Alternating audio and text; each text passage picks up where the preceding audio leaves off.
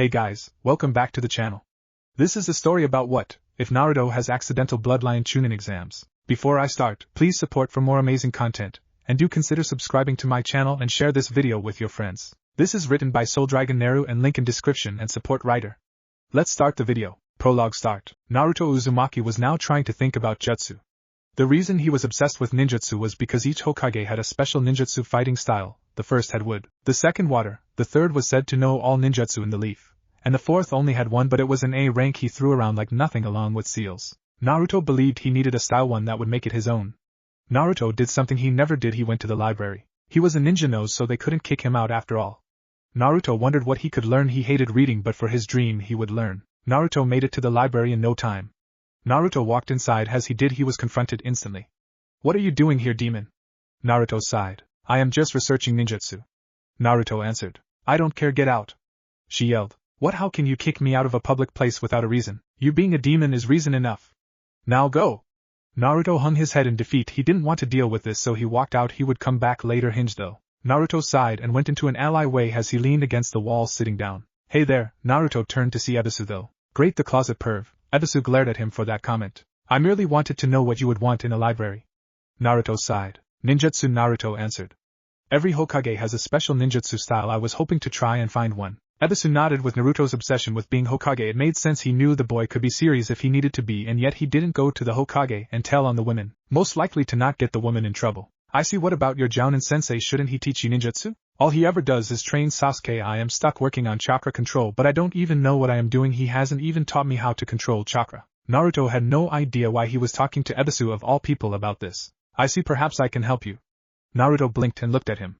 "Let's say it is me thanking you for helping out Konohamaru." Ebisu had stopped calling Konohamaru the honorable grandson after realizing his mistake of how it made Konohamaru feel. "Really, you will teach me a cool ninjutsu style?" "No." Naruto looked down. "I can though show you 2 chakra control exercises I know and maybe a ninjutsu afterwards." "Can you tell me how long you have been doing missions though?" "I started after I became Genin. Why?" Ebisu frowned. "Usually a sensei took a week off to teach them chakra control. Merely making sure of something. Let us continue to a training ground, preferable one with water and lots of trees." Naruto nodded as he and Ebisu went to training ground 7. "Alright, for the first exercise is tree climbing." Naruto face planted. Ebisu sensei, how is climbing a tree helping with chakra?" "Naruto, you will not be using your hands." "What? How is that possible?" Naruto shouted, thinking he was tricked. However, he stopped when he saw Ebisu standing horizontal on a tree. "Naruto, it is easy, plus we ninja can shot fireballs out of mouth, summon creatures, and you question walking on walls?"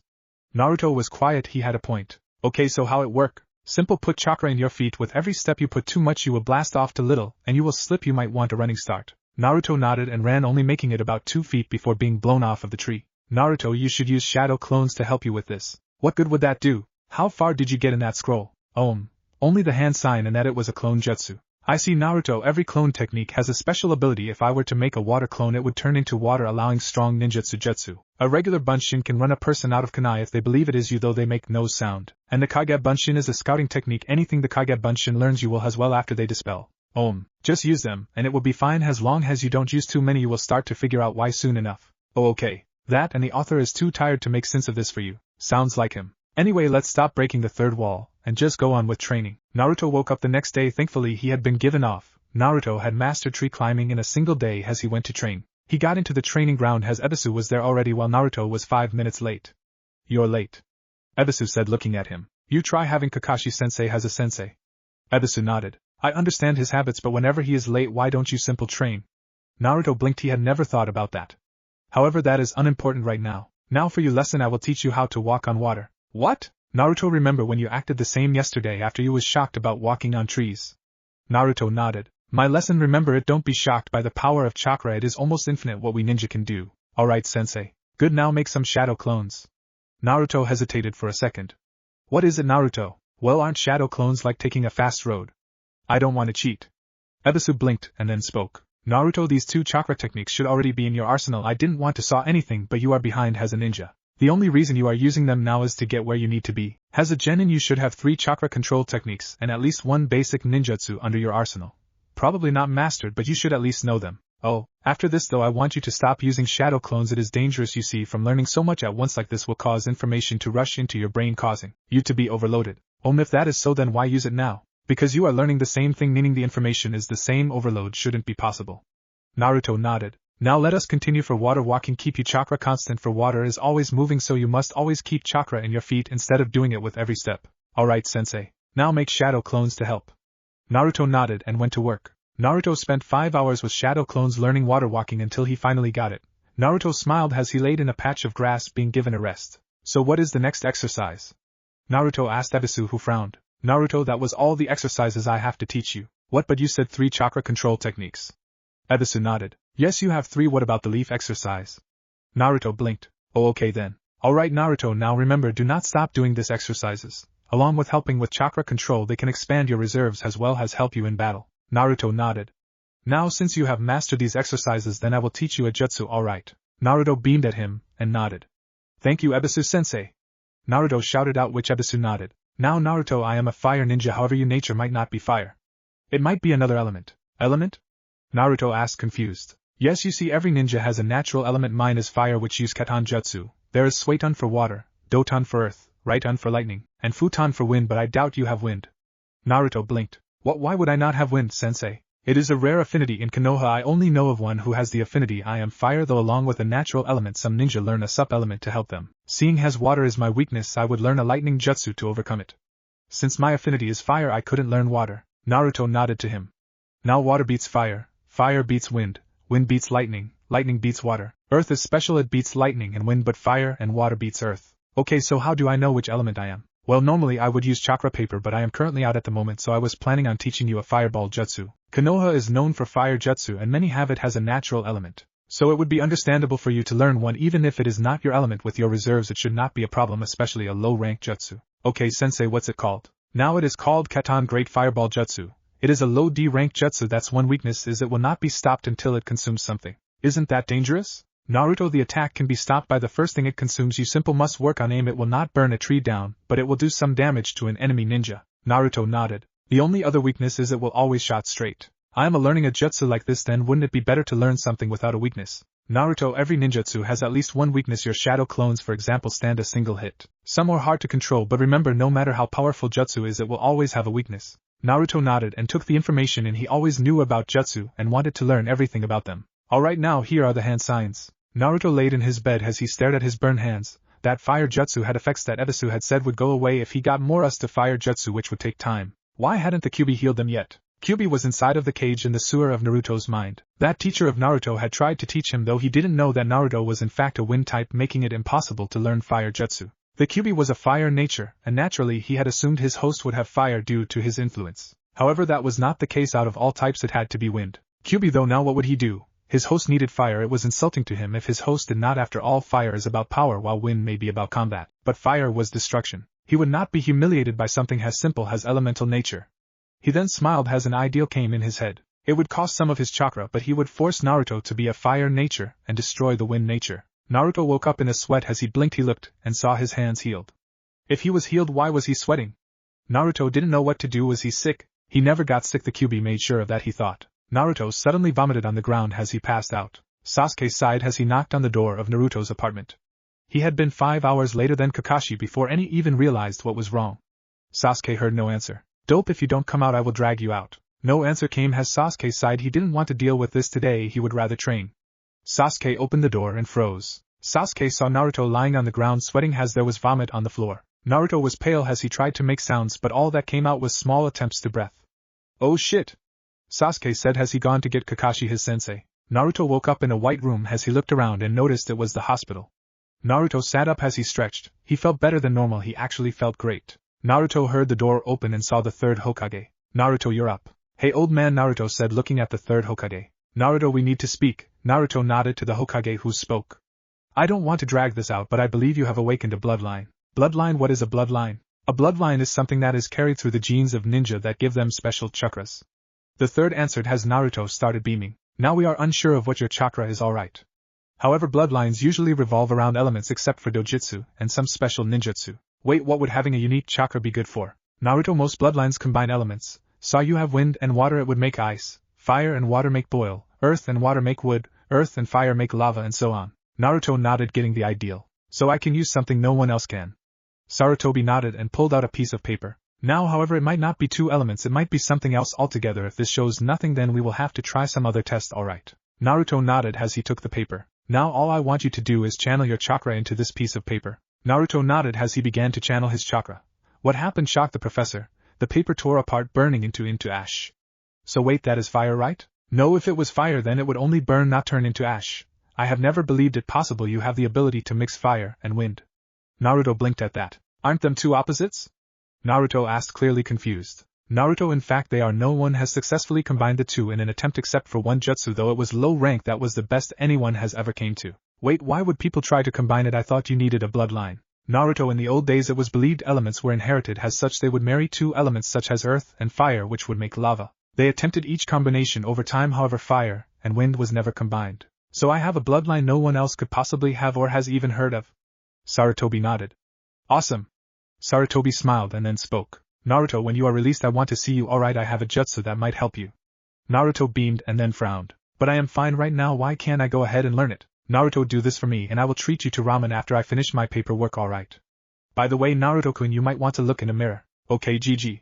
Naruto leaned back and smiled as the Hokage went out of the room, but then frowned at the last part as he just realized what Sarutobi said. Naruto got up and went to the bathroom. He froze. What he saw shocked him, as he no longer had blonde hair. His hair had turned white with red tips on the ends of the strands, as his eyes also changed. They were still blue but now had a red ring around them. Sarutobi was now in the council room the next day. Hokage-sama, what is the meaning of this meeting? Danzo asked as he hadn't been informed of anything coming up. Naruto Uzumaki, are we finally going to kill the demon? One councilman yelled. No, Naruto will not be harmed. No civilian can harm him in any way. Any who do will be punished for hurting the heir to a clan. The demon has no clan. A councilman shouted as others were also shouting except the clan heads. I know this, however Naruto Uzumaki has unlocked a bloodline. All noise stopped. If this is true, what bloodline does he have? Haisher Hyuga asked. I tested Naruto's affinities and it turns out that he has the ability to combine wind and fire. The clan heads was silent at that. No one had ever managed that, as many was thinking on how getting that bloodline into their clan. What good is wind and fire? Suko Harino asked. Wind and fire are polar opposites. Many believed it was impossible to mix the elements into jutsu. To be able to do this means we have a bloodline no one even knows about. Are we going to enact the CRA? Danzo said, smiling as he was already making plans. No, Naruto has been hurt most of his life. He will be allowed to marry more than one if he wants, but if we force him into a marriage he just might break. Danzo knew he was right but still hated they could force him, but he might release the Kyuubi and then die losing the bloodline. I am merely holding this meeting to state that Naruto is now considered a clan heir, and no longer fails under the civilian council. The clan heads were smirking at the civilian council who still didn't like Naruto. Naruto was now in front of Sarutobi and smiled. Naruto, what I am about to give you cannot be given to another, it will be considered your first clan technique. Naruto nodded and took the scroll. However Naruto, I must inform you, due to you being the only one holding the bloodline you will be given a book on how to create jutsu. The reason is because you must have at least 3 jutsu revolving around your bloodline. Wait, how am I supposed to come up with that? Usually one makes a clone technique for their clan, an attacking jutsu, and a wide-range jutsu. Usually this is not required, however, with you having no clan to help you or scrolls, so for this will ensure your clan's development as well as your safety. This jutsu I am giving you is the burning ash. It is considered an attacking jutsu. Okay, so clone and a good wide-range jutsu. Wait, I have a clone technique? Naruto Kage Bunshin requires you to use massive amounts of chakra. You can only do this because of the Kyuubi. Naruto nodded and took the scroll with the book. Okay GG, but if I do this can I have a week off? Of course I will tell you, team, you are undergoing special training for the week. Naruto nodded his thanks. Wait, they don't know about the bloodline. No one but the council currently does. Naruto, simple, because we are not broadcasting this. With your change of appearance will finally allow you to change clothes without shopkeepers knowing. Naruto nodded and smiled. He could finally get rid of the orange jumpsuit. Thanks GG. Naruto shouted, running out of the office. Prologue End. Chapter 1. Naruto was lying in his bed as he woke up. Naruto got dressed in a black shirt and black shinobi pants with a red streak going down both sides as he was about to walk out. Anbu appeared in his apartment. The Hokage has requested your presence. He says that you will not need to go to your team meeting. Naruto rose an eyebrow. It has been 1 week he had learned the burning ash jutsu, and one of his own creation thanks to the book on how to make jutsu. Has something happened? The Hokage says he will explain everything. Naruto nodded as he left to the Hokage tower. Naruto walked in the Hokage's office as he looked at Sarutobi. He also noticed a girl with long purple hair who wore a katana on her back with Anbu gear. Naruto, I am glad you are here. There has been a grave mistake. What happened, Gigi? The civilians, well, they acted against you while you were in your training week. Naruto wondered what happened. Gigi, I wasn't attacked. He means they attacked politically. They didn't outright attack you. The purple-haired woman answered. What did they do? Naruto asked, confused. They had you replaced from Team 7 without my knowledge. They replaced you with a boy named Sai. Naruto, I would fix this, but it might be for the best. I want you to decide. Do you want to be put on a new team or be back on your old team? I think it would be best to be on a new team. May I ask why? Well, Sakura hits me whenever I ask her something. Kakashi only trains Sasuke, and Sasuke emo. Sarutobi chuckled at the last part but nodded. Very well then, this is Yugao, she will be your new sensei. Naruto looked at the purple-headed woman named Yugao. Now that this is settled, she will be taking you on kind of like an apprentice. However, you will not be doing missions with just the two of you unless it is D rank. All C ranks will be as backup for other teams until you reach chunin. Okay, GG? Naruto said, smiling, as Yugao then turned to leave. Naruto, come with me so I may test you. Naruto nodded to Yugao as they both left. They arrived at training ground 37 as Yugao spoke. Now I have accepted you as my apprentice, true, but we will have a spar. If you are not able to impress me, then I will refuse to be your sensei. Yugao simply pulled out her katana with her right hand, holding it lax while the tip rested on the ground. Come at me with everything you got, do not hold back or I will slice you into pieces. Naruto gulped but nodded. Naruto rushed her, not wanting to show his skills off just yet. He stopped though when a silver arc flashed just barely in front of his neck. One death, you're already not doing well. Naruto jumped back. How could he forget the sword? A way around it, but how? Naruto smirked as an idea came to him. Yugao watched as he vanished into the bushes. If you don't fight me then you lose, Yugao said as bait. She doubted it would work though until she saw Naruto running at her. Fool, Yugao said as she sidestepped his punch and slashed him in half. Yugao though felt her sword go through as her eyes widened, wondering why he did not dodge, but she also realized it went straight though with no hesitation. Though she then saw a second Naruto jumped at her as she caught the punch with her free hand, she felt as if her hand was burning. A third Naruto appeared in front of her making hand signs. Ash-style burning ash no jutsu. A stream of smoke flew out of Naruto's mouth as ash was mixed inside it, taking the form of a fireball as it went to hit Yugao. Naruto waited as the smoke died down, however it revealed a log that was burning. That was impressive, kid, Yugao said while kicking Naruto in the stomach as if appearing out of nowhere. Next time that should be your first attack. I see you made a new ash technique, an ash clone that turns into ash when dispelled. Can burn the enemy if blocked and also can make it look like you had actually died before turning completely into ash. Can't believe I almost fell for it, kid. Along with that was a good attacking ninjutsu. Too bad you didn't start off with the strategy. If you would have ran off in the middle of battle, the enemy would follow you and the strategy of a sneak attack would be pointless. Naruto grinned and spoke. Who said it was a sneak attack? Yugao blinked and turned to the piles of ash made from the clones. A shot was then heard. Ash-style slinging ash no jutsu. The ash shot towards her, as she dodged one as she jumped back at the other pile that landed in front of her.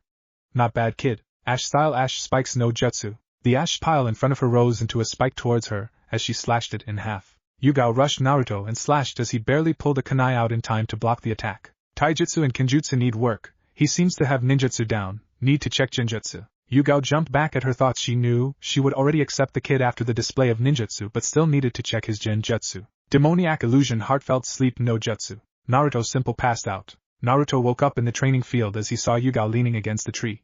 Well, kid, congrats, you pass. What, but I lost?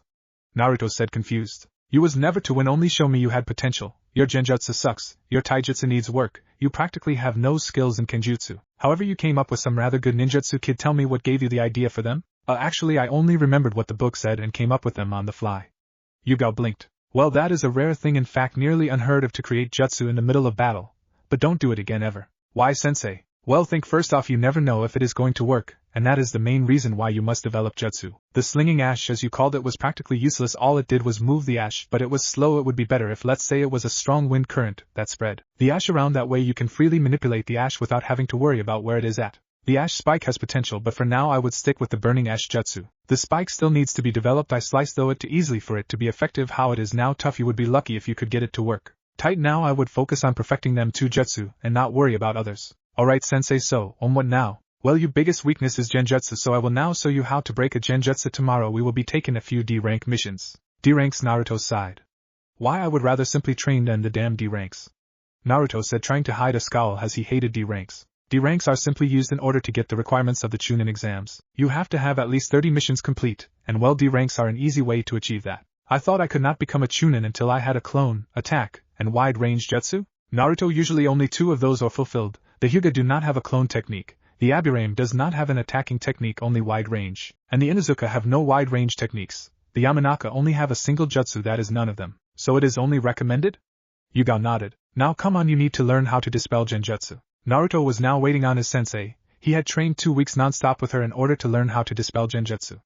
Yugao was now walking towards him. Naruto, I have been assigned an A rank mission. What, but I thought I couldn't do A ranks yet. Correct. While I am gone, I have assigned someone in order to help be your sensei. He is taijutsu specialist and needs a ninjutsu user to help train his team. I have made a deal that he would teach you a taijutsu style if you would help his team against ninjutsu. Okay, sensei. Good. Now remember, do not use them 2 jutsu unless you can develop them into a more suitable fighting jutsu. Meet your sensei at training ground 9 around 5 in the morning. Do not be late.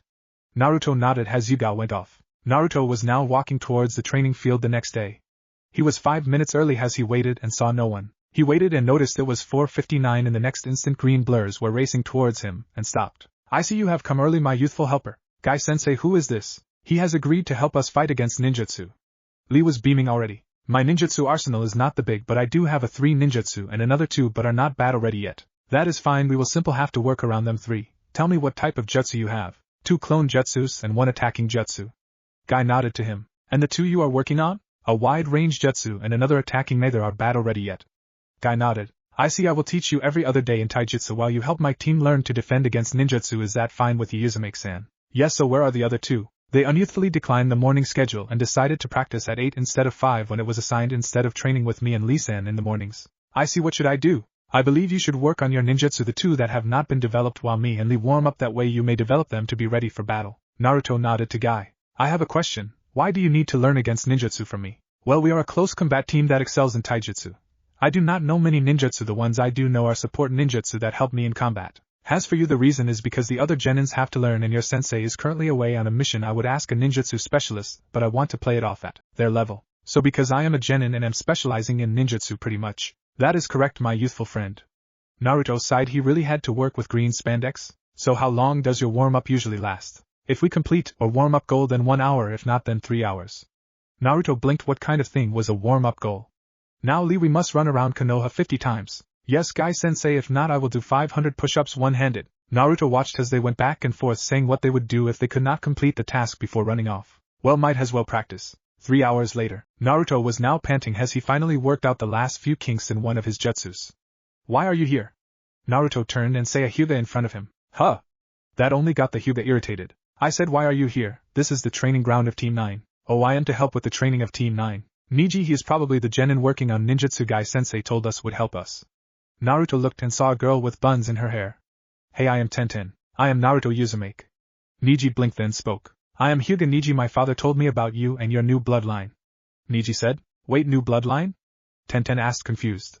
You have a bloodline like Niji? Yeah, I can mix fire and wind elements to make ash. Awesome, you here pretty early. Why did you? Your sensei said 5, didn't she? Tenten asked with a sigh as Naruto nodded. I already meet Bushy Brows and Bushy Brow Jr. Tenten smiled at the nicknames as 2 green blurs appeared. I see you have meet our youthful comrade. Guy said. I am sorry to have kept you waiting. We were unable to complete our goal and had to do our punishments. Naruto blinked and nodded. Now we must begin our training. Niji, Tenten, have you 2 done your warm-ups? Yes, Guy sensei. Tenten said as Guy nodded while Naruto was confused but said nothing at the lay. Very well, Naruto, what is your function on your team? I don't really have a team. I am mainly to support other teams. Guy nodded, accepting the answer. Very well, you will pair of into groups of 2 and rotate every day. Match 1 will be Naruto and Lee versus Tenten and Niji. I am glad to fight with you, my youthful comrade. Lee exclaimed, giving him the good guy pose. You to Bushy Brows. Naruto said while Lee blinked. Bushy Brows? Naruto and Lee both got a little bit away from Niji and Tenten, Lee going into his stance, curling an arm behind his back. Tenten pulled out a scroll at the ready. Niji got into his gentle fist stance, while Naruto got into a brawling stance with many holes. Guy took notice of the stance he would have to fix, making mental notes. Alright, this battle is to show me how good you each defend against ninjutsu. Today I have paired Naruto with Lee in order for Naruto to support him. Now this will also help me learn what style to teach you, Naruto, while you fight. Naruto nodded to Guy. Now begin. Naruto watched as Lee sprang into action, running for Niji with a straight punch. Naruto ran to help, only have 5 kunai appear in front of him.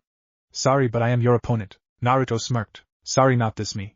Tenten was confused until a shot was heard. Ash style Ash clone no jutsu. 10 Ash clones came alive and ran towards Tenten. Ten opened her scroll as thousands of kunai came out going through the Ash clones. Tenten watched as the clones turned into Ash.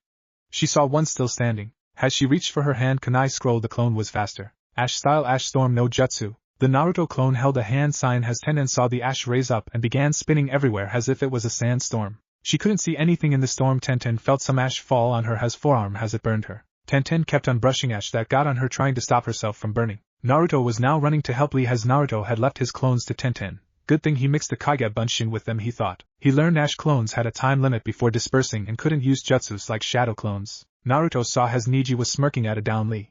Each were bruised, but Naruto could tell Neji went for kill shots against Lee. Neji however was not hit anywhere vital. Naruto tackled Neji, who was caught off guard by him. Neji used Naruto's momentum against him as he spun around and slammed his palm down. Naruto hit the ground with a thud. "You are no match for a Hyuga," Neji stated coldly. Naruto smirked and turned around, forming hand signs. Ash-style burning ash no jutsu. Neji jumped back as smoke and ash came out of Naruto's mouth in the form of a fireball shouting up in the sky. Neji however did get burned on his left cheek barely. Such an underhanded trick. "Hey, where ninja?" Naruto with a grin as he got and made another hand sign. "I may not have perfected it yet, but oh well. Ash-style ash spike no jutsu." At first nothing happened as Neji smirked thinking he failed, but Naruto was still smiling and holding a hand sign. Neji looked up and saw the ash he shot out earlier in the sky forming into a spike. He couldn't let him finish, Neji thought, and rushed to Naruto. Naruto closed his eyes and concentrated as the spike rushed to Neji. Neji rushed to Naruto as the spike was almost about to hit. Naruto got knocked back as the spike disappeared, turning to ash around Neji. "Like I said, you are no match for a Hyuga. Ash-style ash storm no jutsu." The ash around Neji shot up into a cyclone of ash around Neji, who then tried to move out of the ash storm. Neji ran through the storm covered in ash as he began to wipe the ash off. Naruto, seeing an opening, went to attack only for a kunai to be held at his neck. Naruto turned and saw Tenten as she was holding the kunai. "We win," Tenten said. Naruto smiled as he made hand signs. Tenten was covered in a poof of smoke as Naruto was replaced with a log. Naruto appeared behind Neji and punched with all his force. Neji used his palm, striking Naruto's wrist, and then striking again with his other hand. Neji sealed 10 chakra points with quick jabs.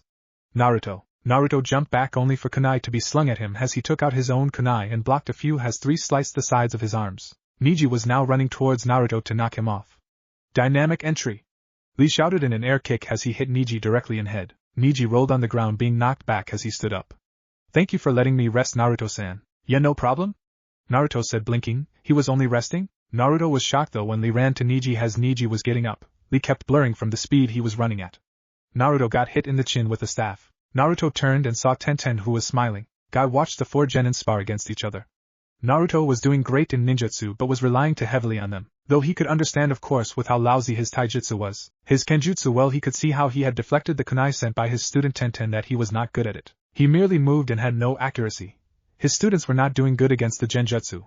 That ash storm seemed to have a time limit was how Tenten had gotten out. Along with that, it was not strong. Neji had simple run through it. The burning ash jutsu was good for attacking but seemed to only go straight. The ash clones had aided into making ash for his jutsu. Guy was surprised when a Kage Bunshin had been mixed in with the ash clones that had used the ash to his advantage. Neji and Tenten was winning, mainly because Naruto had yet to work out the kinks in his jutsu. Guy would have to point out to him. After all, he was to teach him until Yugao got back.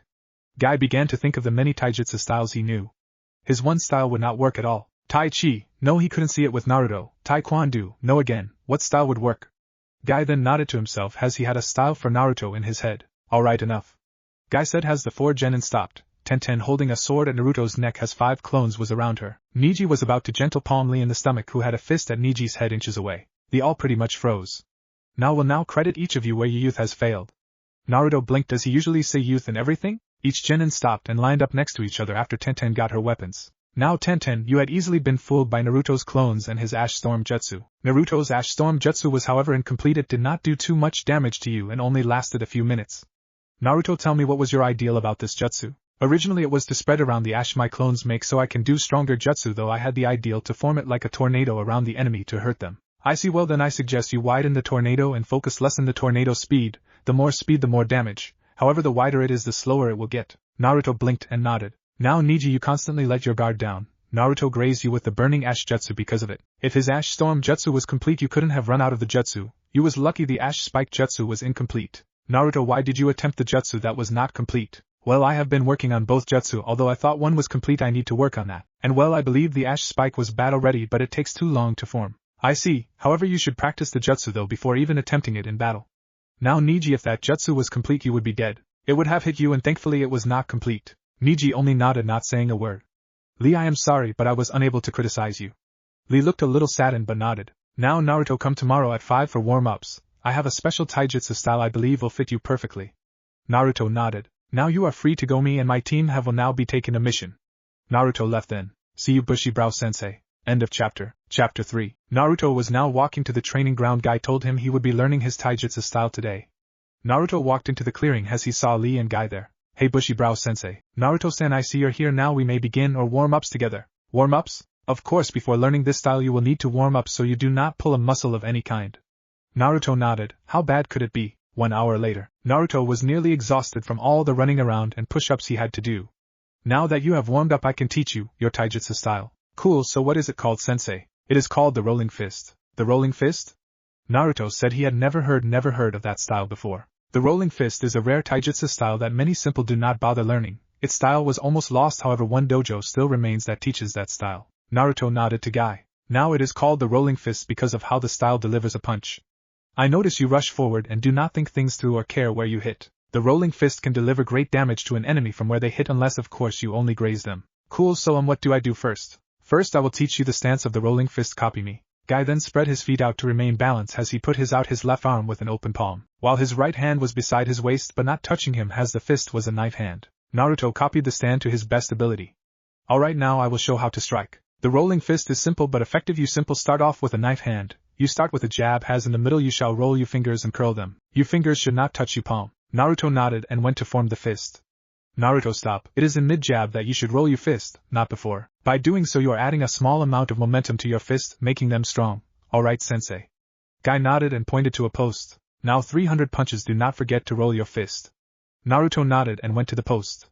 Naruto struck, curling up his fist as it felt like it did the same damage. Naruto, do not use speed at first. You curled your fist before you swung. Start slow so you can get the movement in your system. Okay, sensei. If you master this technique I will teach you more when I am not training my team, and you have mastered the technique I have given you for now, that will be the rolling fist. Naruto nodded and went to work with his new punching style. The week went by, days went by fast as Naruto developed his jutsus and his taijutsu, learning a few techniques from Guy to help with his new fighting style. Yugao sensei was supposed to come back today as Naruto was in the training field. Naruto was now practicing the ash spike jutsu. He can use it in battle but it takes a while to form the ash spike. Naruto learned that the weakness of the jutsu was simple if it could be destroyed before it was formed. I see you have improved that jutsu, Yugao said as she appeared. Yeah, I can make it attack but it takes too long to form at the moment. Yugao nodded. It is good to see you again, sensei, Naruto said with a smile. Yugao nodded and spoke. Naruto, tell me, have you learned a fighting style or started one yet? Bushy brows sensei taught me a little of the rolling fist. Yugao nodded. Very well though, Naruto, I must ask, why are you only coming up with attacking jutsu? There are other kinds. Yugao sighed and pinched the bridge of her nose. There are many: attacking, tracking, defending, support, wide range, weather, clone, and many more. Yugao said. I am not expecting you to come up with all of them. I also wanted to give you a present, Naruto. Naruto blinked. You got me a present? Naruto said, trying not to yell excited. Yugao smiled and nodded. She then pulled out a scroll. As she poured chakra into the scroll there was a poof of smoke as a katana appeared, having a black and red handle. The blade was silver as it was 4.5 feet. Right now your kenjutsu is limited, so I got you this katana to expand your kenjutsu. Naruto nodded with a smile. A pigeon then came and landed on Yugao. Yugao looked at the scroll and spoke. I will have to show you how to use that katana later. The Hokage wishes to see us. Naruto was now with Yugao in front of the Hokage. Naruto, I am glad you are here. This concerns you, Ash bloodline.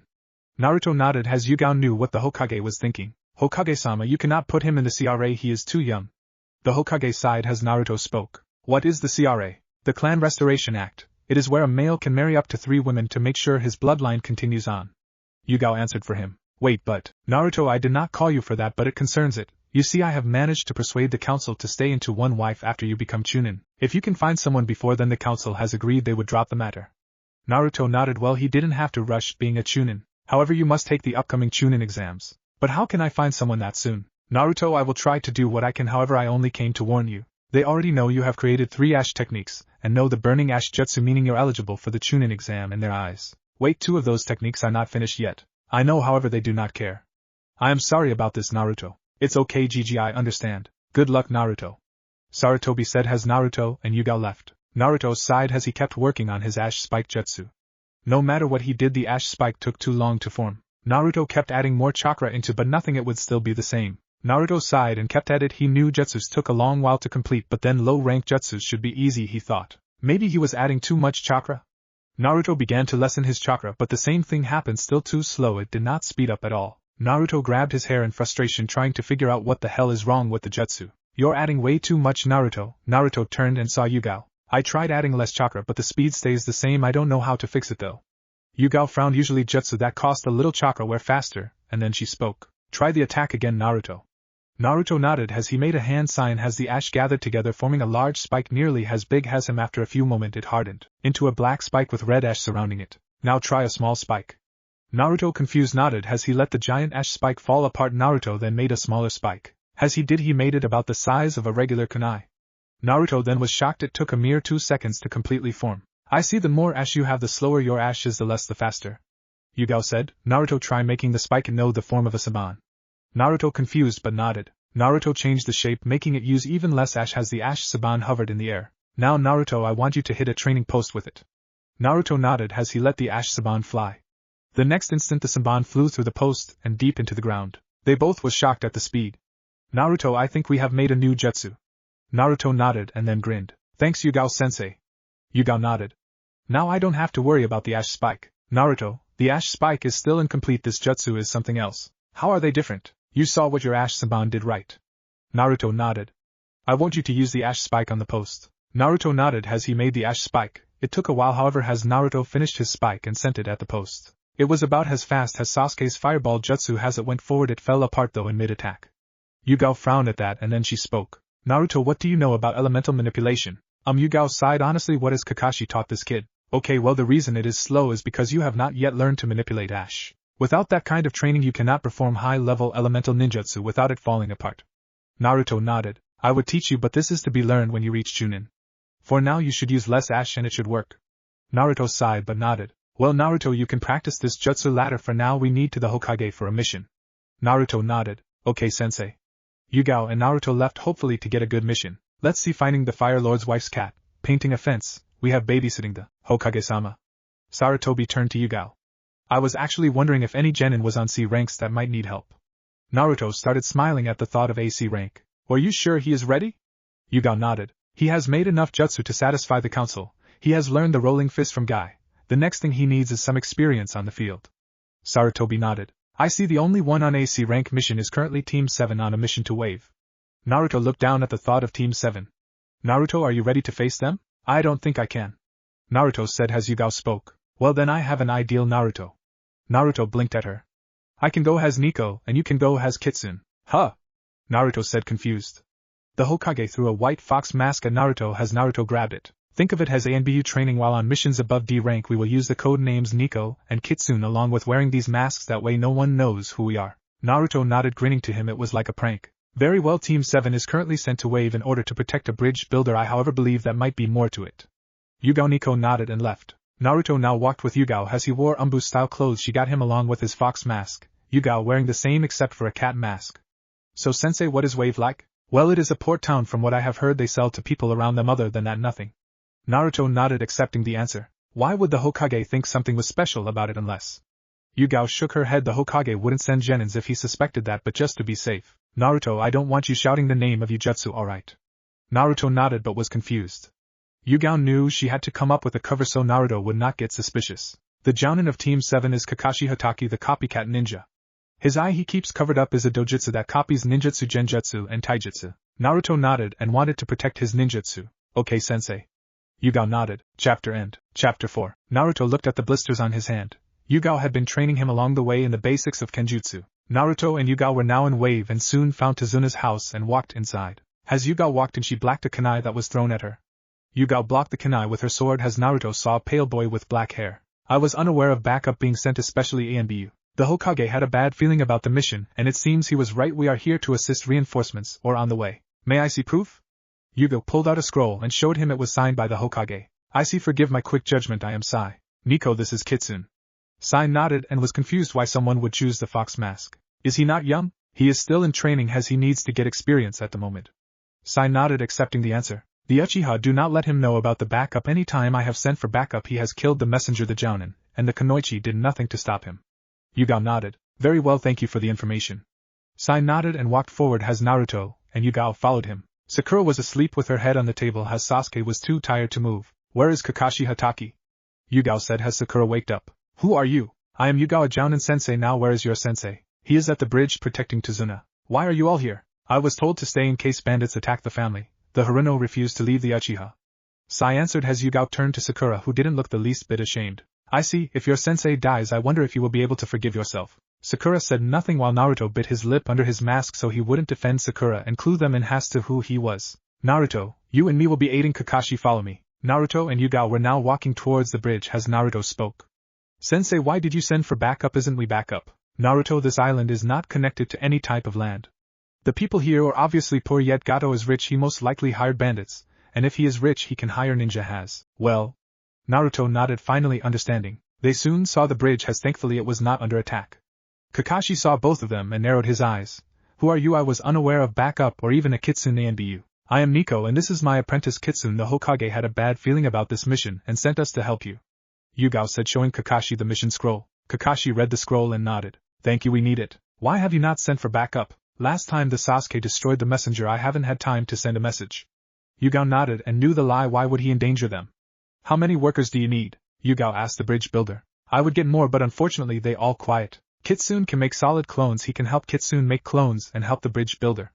The bridge builder watched as hundreds of Naruto were then made. With this the bridge will take no time at all. Thank you? Tazuna instantly put Naruto's clones to work. He can make shadow clones? Kakashi said, already having an idea of who it was. Every ninja has secrets, don't expect us to share. Kakashi nodded to her. Naruto sighed. He was already tired after so many shadow clones. Good thing is one more day and the bridge will be done. Naruto was on the porch of the house as he wondered what he should do. You're going to die. Naruto turned and saw a kid staring at him. Why do you think that? Naruto said, slightly annoyed at the kid. No one can stop Gato, he is too strong. I see. Do you know what a ninja is? What kind of question is that? Of course I know what a ninja is. I am not an idiot, you are just weak. Gato can't be beaten. Explain what a ninja is to me then. The child was confused. A ninja was what was a ninja? A ninja is someone who is never afraid to lay their life on the line. We protect our village and everyone inside it. No matter what we don't give in, we fight. We may use some tricks, but we are ninja. We don't play fair, and no matter how strong an enemy is, the will of fire will always burn. Will of fire? The boy asked. It's a testament to the village. As long as our will of fire carries on, the village will not be destroyed. This village, its will has burned out. All you need to do is rekindle it. What the hell do you know? You probably have never had a hard time in your life. You know I was an orphan. The boy stopped then. I had no family, no friends, no one wanted me. I was thrown out at the age of 4 and forced to live on the streets. I would get beat on my birthday. I am the scapegoat of my village. I have had to dig through garbage just to find food. I pay thrice the price for normal food unless it is ramen along with clothes and even medicine. Very rarely do I get anything regular priced. I have survived and I never whined. Instead I am showing them that I am not a monster they think I am. I became a ninja and I will not die. I will keep fighting. So when you say Gato is too strong, knowing one thing, you can't make me give up, cause frankly, I don't give a shit. Inari now sat in his room as he kept on thinking about what the fox mask ninja said. The will of fire? He had been then all that, and he still had said he would do anything for the village? Had he even been telling the truth? Why couldn't he get them words out of his head? Will of fire? Inari said as if questioning himself. Naruto was now on the ground panting. Yugao didn't want him to practice near Sasuke or Kakashi, since the Sharingan could copy his fighting styles and maybe his ninjutsu. Yugao had told him that most bloodlines could not be copied. However, since there was not really many elemental bloodline in Konoha besides Mokuton the wood element, that only one had. She didn't know. Kakashi didn't copy from allies unless he had to, so they didn't know if the Sharingan could or not. Naruto didn't want to be a test dummy for it. Naruto said and leaned against the tree with sword in hand as he was tired as hell from the training. Naruto had been working on his form with his sword strikes ever since his talk with Inari. He has always believed in the will of fire. After all, the third took care of him, and even though he never trained Naruto, he didn't instate that will in him, which only grew with determination. That brat saying he would die only angered him, and he knew he couldn't hit the kid. He couldn't even remember what he said to the kid. He only wanted to let off some steam by training. He cursed as it started to get dark. Naruto closed his eyes for only a few seconds, not wanting to move. Wake up.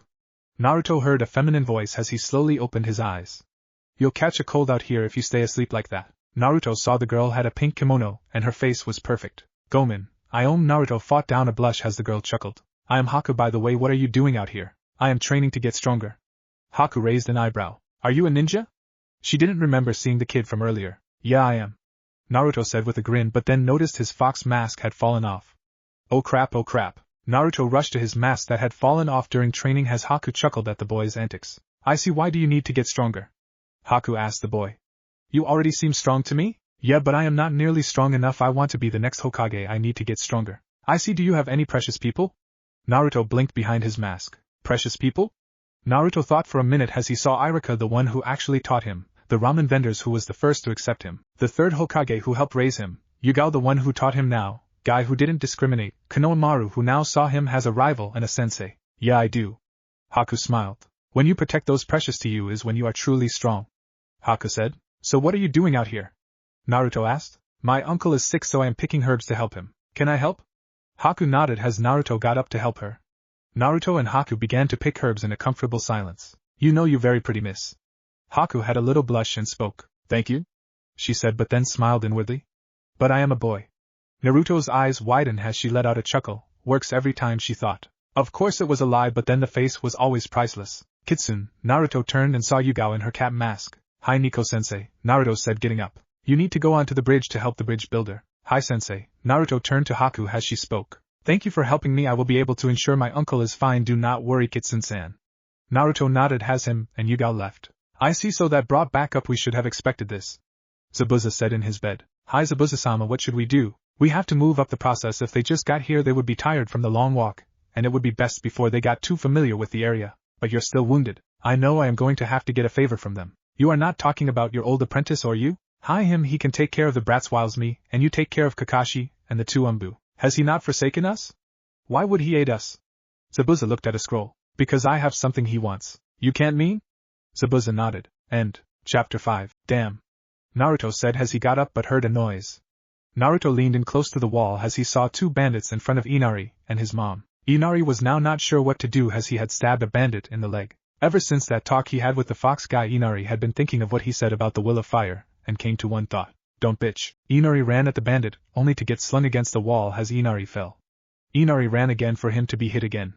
Not that this isn't fun, but we are on a time limit, right? The bandit nodded. Too bad, I was going to enjoy cutting you up. Kie-Saban impaled itself in the bandit's chest. The other bandit was shocked as they all watched as the Saban burned a hole through the bandit's chest as it turned into ashes. The bandit fell dead. Nice job holding the off, Inari. Kitsune-san? Inari said, unsure. Hi, Naruto said under his mask. The other bandit began to try and run away as Naruto made a simple hand sign. Ash Saban. Ash formed around Naruto's fingers as he pointed at the bandit. The Saban then shot forward, killing the bandit. Inari was wide-eyed as Naruto had killed the bandit. Naruto then turned to Inari again. You did great holding them off. Inari, stay here while I go check the bridge. You got it, Kitsune. Naruto blinked under his mask and smirked as he then jumped off. Naruto arrived to a site as he saw a masked Nin along with Zabuza as everyone was knocked out. The only one standing were Zabuza, Haku, Yugao, and Kakashi, also Tazuna. Damn, another one showed up. Equals. Careful Kitsune, he is a Kenjutsu master, and the other can use ice. Can you two take care of Zabuza? I can get the ice user. Yes, don't take too long. Naruto nodded as he looked at Haku. So it's you, Haku. How did you know it was me? Haku asked, surprised. Has she taken her mask off? You were gathering herbs after Zabuza had been defeated. Along with that, you wasn't followed by any bandits while you were alone in a meadow. Haku blinked and nodded. I got careless, it seems. Haku began hand signs as she spoke. Crystal ice needles, 1,000 needles of death. Ice needles formed all around Naruto as he then began hand signs. I hope this works. Ash style, Ash cyclone. Ash formed around Naruto, spinning like a tornado as he held the tiger hand sign. The ash moved faster and faster as the needles went to him. They began to melt. When the cyclone died, Naruto had 2 needles in him. I'm surprised you can melt my ice, but you won't stand a chance against me now. Yugao attacked Zabuza as Zabuza blocked and swung her off with his sword. Kakashi seeing an opening charged with a kunai as he stabbed Zabuza's shoulder. Zabuza then turned and swung his sword. Kakashi caught the bleed, having his hand bleed some. Damn it, when will he get here? Naruto ran and punched Haku only for her to sidestep and stab him with a Sanban. Naruto, though he didn't feel a thing as the Sanban slid in him. Naruto kicked out as Haku jumped back, drawing more Saban as Naruto drew his katana. Naruto slashed sideways at Haku, who flipped back, dodging as she threw Saban. Why are you working for Zabuza? Naruto asked, deflecting a few Saban as one scraped him. I am his tool to use as he sees fit. Haku answered as Naruto looked at his wounds.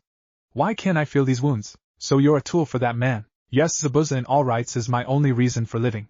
Naruto ran at Haku only for a large cleaver to stop him. Naruto looked down as seals were on the cleaver as they began to glow. Shit! Naruto let go of his sword to make a Kage Bunshin toss him back. The exploding seals burned his right side as Naruto fell. Kitsune, Yugao said as Naruto got up. He felt his face and knew it was burnt. Why can't I feel? Naruto saw his katana on the ground, broken in half. Hi, that was easy, though I'm surprised you're still alive. Naruto saw a white-haired teen smirking with shark-like teeth. His sword was a giant cleaver as big as Zabuza's weapon. On the back was a scroll as long as the blade. You took your sweet time getting here, brat. Zabuza said as the teen sighed with a shrug. Well, I was a long way away from here. The teen turned to Naruto. Go ahead and rest Haku, he is my opponent now. By the way, my name is Suigetsu. Kitsune. Kitsune, that is one of the 7 swords of the mist, Yugao said as Naruto narrowed his eyes. The exploding clever its previous master was blown up in a fight, due to its ability to plant exploding seals on it, although I was unaware of a new 7 swordsman. Yugao said as she been holding her sword facing Suigetsu. You're mine. Zabuza said appearing behind Yugao. Yugao on instinct ducked down, however her eyes widened as Naruto turned around. Zabuza's sword began to cut Naruto's side, however Naruto caught the blade in his hands. Suigetsu then slashed at his other side. Naruto using both hands caught the blades. Naruto saw exploding seals forming on the sword, summoning Justu. Dog jumped from the ground grabbing Zabuza, yanking his sword away. Naruto, move!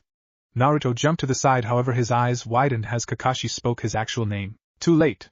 The exploding notes then went off as Naruto thrown across the bridge due to the force of the explosion. Damn it, brat! Zabuza said as he managed to move out the way, as when the explosion happened the dogs vanished. Not wanting to die, Zabuza barely got out the way. Watch out with that weapon, not everyone has your bloodline. Chidori! Kakashi charged as he had been charging up his attack the entire time. Zabuza turned and barely got his sword to block in time. His sword snapped as Kakashi's Chidori ripped through it as he was about to hit Zabuza. Haku pushed Zabuza out of the way, taking the hit in the side of her stomach. Kakashi fell to the ground then as Zabuza looked at Yugao, who held her sword at the ready. Why? Naruto screamed out, shocking everyone. Why, Haku, did you give your life to someone who is using you as a tool? Zabuza, he saved me, it was all I could do for him.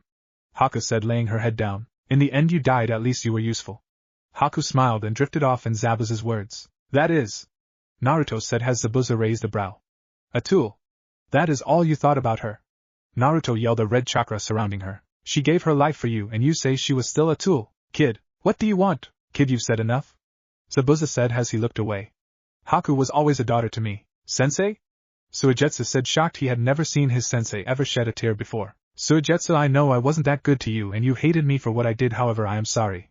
I never wanted to let Haku grow up, though despite that she always believed she owed me no matter how many times she saved my life. Naruto began to calm down some as he heard Zabuza speak. Clap, clap, clap, oh my, how touching. Gato, what are you doing here? I can handle this. Gato snorted. I doubted you on your last leg, along with that your sword is broken. Not that I intended to pay you anyway. Zabuza, Yugao, Suigetsu, and Naruto all faced Gato as there was a small bandit army around him. A ink dragon crashed into him.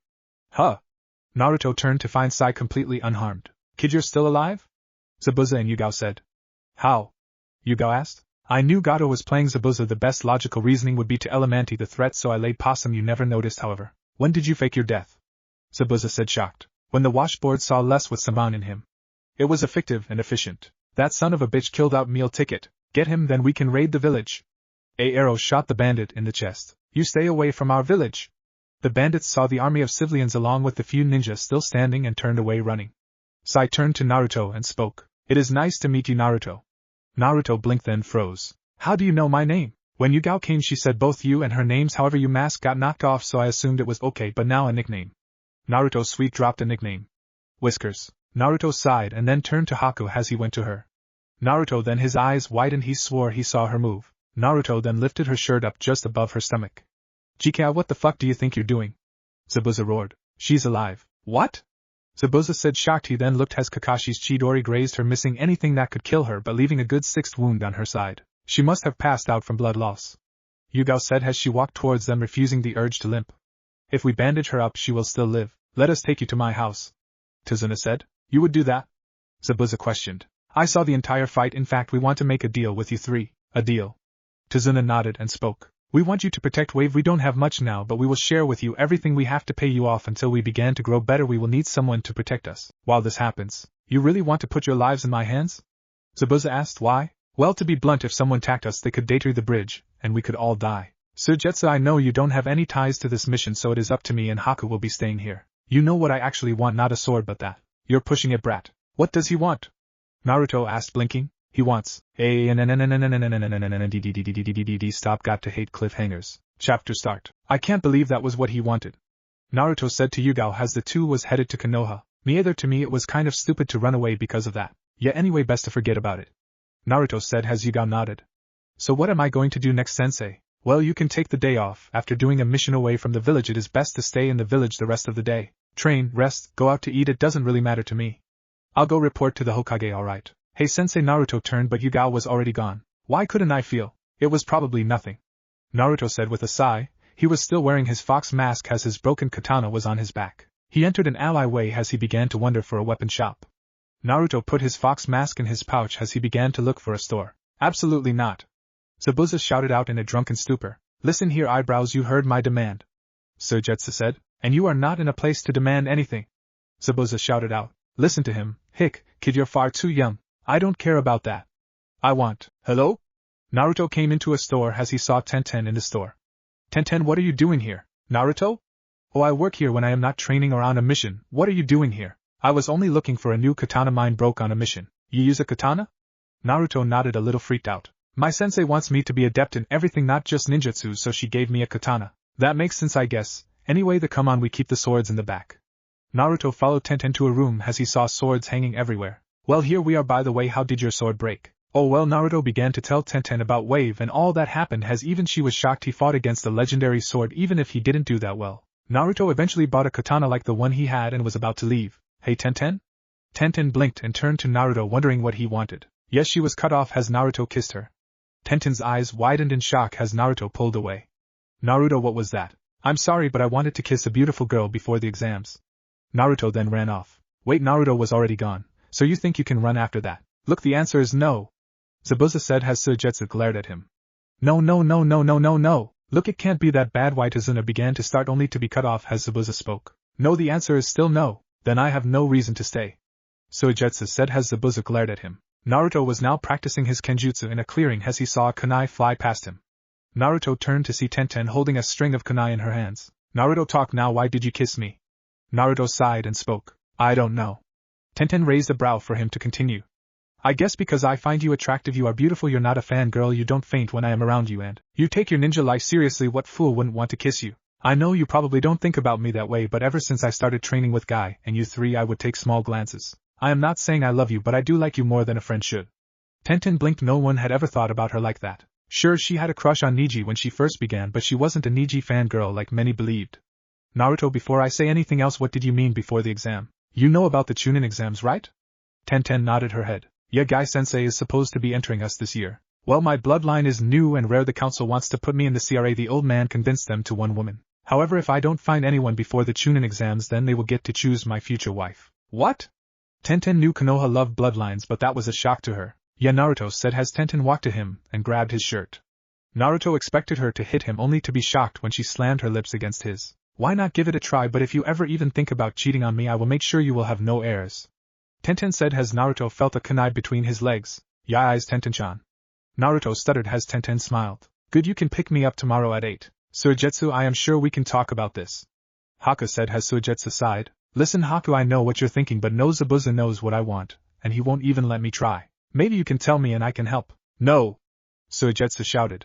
I am sorry, but I need Zabuza's say to do this. Naruto was now panting as he was taken out of genjutsu.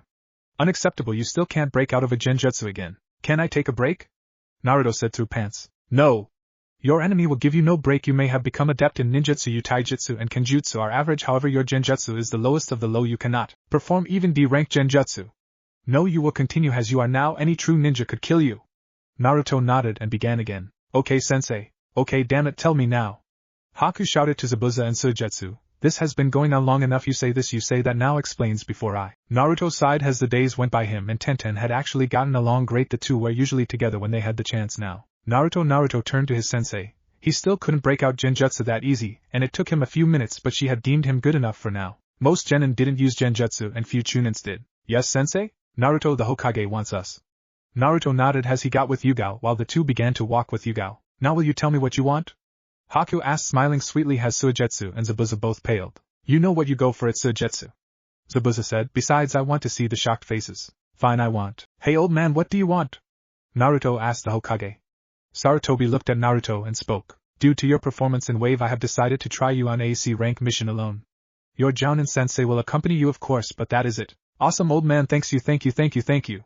Naruto shouted as he hugged Sarutobi, who chuckled. Now Yugao, you are to make sure this goes without a hitch. If you are Naruto's life is in danger, you are to pull out imminently, though I doubt it will come to that. Hi Hokage-sama. So what is the mission, old man? You are to find an animal.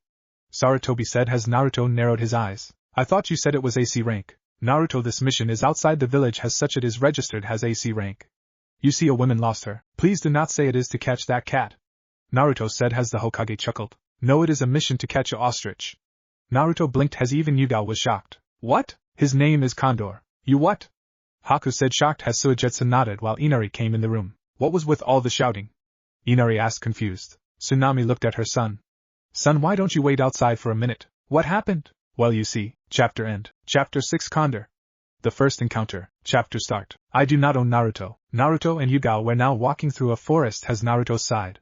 Where do you think Condor is, sensei? I have no idea, but he was sighted in this forest, Naruto. Oh, okay, sensei, so how do we find him? Well, you are going to make Kage Bunshin to look around the entire forest. Remember, he has a pink bow around his neck.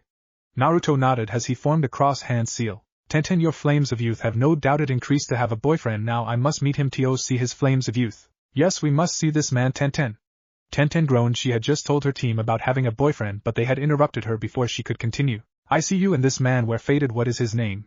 Tenten didn't notice the jealousy in Niji as Tenten sighed. His name is Naruto. Oh God! Naruto shouted as he was running from a pissed-off ostrich wearing a pink bow. Stop it, damn it! Condor picked Naruto in the shoulder hard as Naruto continued running. Sensei, are you going to do anything? Think of it as training. Yugao shouted across the clearing. Naruto and Condor were in. This isn't funny. Naruto shouted only to get pecked as Condor was ensuring his freedom. Try looking at it from my point of view. Yugao said, smiling as Condor pecked Naruto again. That's it. Naruto turned and pulled out his katana. You can't kill him, Naruto, after all we don't want to fail. Oh, can you not handle AC rank? Damn it. Naruto put his katana away and began to run. Naruto blinked and then glared. He can't find me. Condor thought to himself with a smirk as Naruto twitched a little. Yes, I am perfectly hidden. Naruto looked at Yugao as she was even confused. Now just wait for him to go away. Okay, that's enough. Naruto said as he grabbed Condor's neck, trying to pull his head out of the sand. No, my perfect hiding, he will pay. Condor kicked Naruto as Naruto went flying into a tree as he saw Condor scream, Kung Fu style. Damn it, how the hell am I getting my ass kicked by an ostrich? Naruto asked as he stood up. Damn it, I don't care, mission or not, you're going down. Naruto charged at Condor as Condor did the same. Naruto then slid under Condor's leg and hooked an arm around Condor's other leg and then yanked the leg as Condor fell. Naruto and Yugao were now in the Hokage's office with a bruised and beaten Naruto along with a roughed-up Condor as Yugao was untouched. Send in Kino, his ostrich is here. A man walked in the place and sighed as he saw Condor glare at him. Okay, here is your money. The man reached in his pocket and paid the Hokage the exact amount. Huh? How did you have the exact amount of money ready? Naruto asked as the man sighed. I once met a genie kid, he gave me 2 wishes. I used my first wish to always have the exact amount of change I needed in my pocket. Naruto blinked and then got pecked in the head. And what is with the ostrich? Naruto asked as him and Condor glared at each other. My second wish was for a chick with long legs and a fiery attitude. You got beat by an ostrich, Tenten said, blinked as Naruto mumbled to himself. I didn't get beat, he lost. Tenten smirked and shook her head. Tenten couldn't help it, she laughed at the thought of an ostrich beating Naruto. Hey, don't laugh, I swore that thing is evil. He even screamed at me before attacking. Tenten laughed harder as Naruto began to pout. Oh, don't be like that, if it was someone else you would laugh. Damn it, brat, that hurt. Naruto and Tenten both turned and saw Konohamaru being held up by a guy in a cat suit. Naruto drew his sword as Tenten got a kunai read. I'll go, you back me up. Tenten nodded as Naruto vanished. Konohamaru watched in shock as the guy he accidentally bumped into was slammed against the wall, a katana pressed against his throat. Boss! Konohamaru shouted, overjoyed his boss had saved him. Watch it, brat, I am the Kazakage's son, you could start a war. Kankuro said with a grin. Like you almost did attacking the Hokage's grandson. Kankuro paled at that as Temari shook her head, muttering, idiot. Kankuro, what are you doing? Naruto turned and saw a red-head boy. Gaara, sorry, but this brat started and… Shut up, you are a disgrace, don't forget why we came here. Kankuro hung his head in shame and fear as Gaara looked at Temari. I thought you said you could control him. Temari paled some and began to sweat bullets. Hey, don't look at me, he did this all on his own. Whatever, we are leaving now, so drop my brother. Naruto blinked and sighed as he dropped Kankuro. Okay, but first tell me what you 3 are doing here. You idiot, we are here for the chunin exams. Kankuro said, dusting himself off. Even so, any shinobi from another village is to show proof of what they are doing here. Just because it is the chunin exams do not mean people won't use it to their advantage. Kankuro blinked as Temari got the papers. Here, you happy? Temari said as Naruto nodded. Okay, hey Tenten-chan, come on. They were shocked, except Gaara, when a bun-haired girl appeared. Okay, Naruto-kun, Tenten said as Naruto looked at Konohamaru, Udan, and Moegi. You know the other 2 of the Konohamaru Corps. What are you waiting for? Don't you want to play ninja, or are you too good for me? Konohamaru smiled and ran off with his others. Come on, boss. Wait, what is your name? Gaara said to Naruto. Why would I tell you I am a ninja? We don't give away our secrets, do we?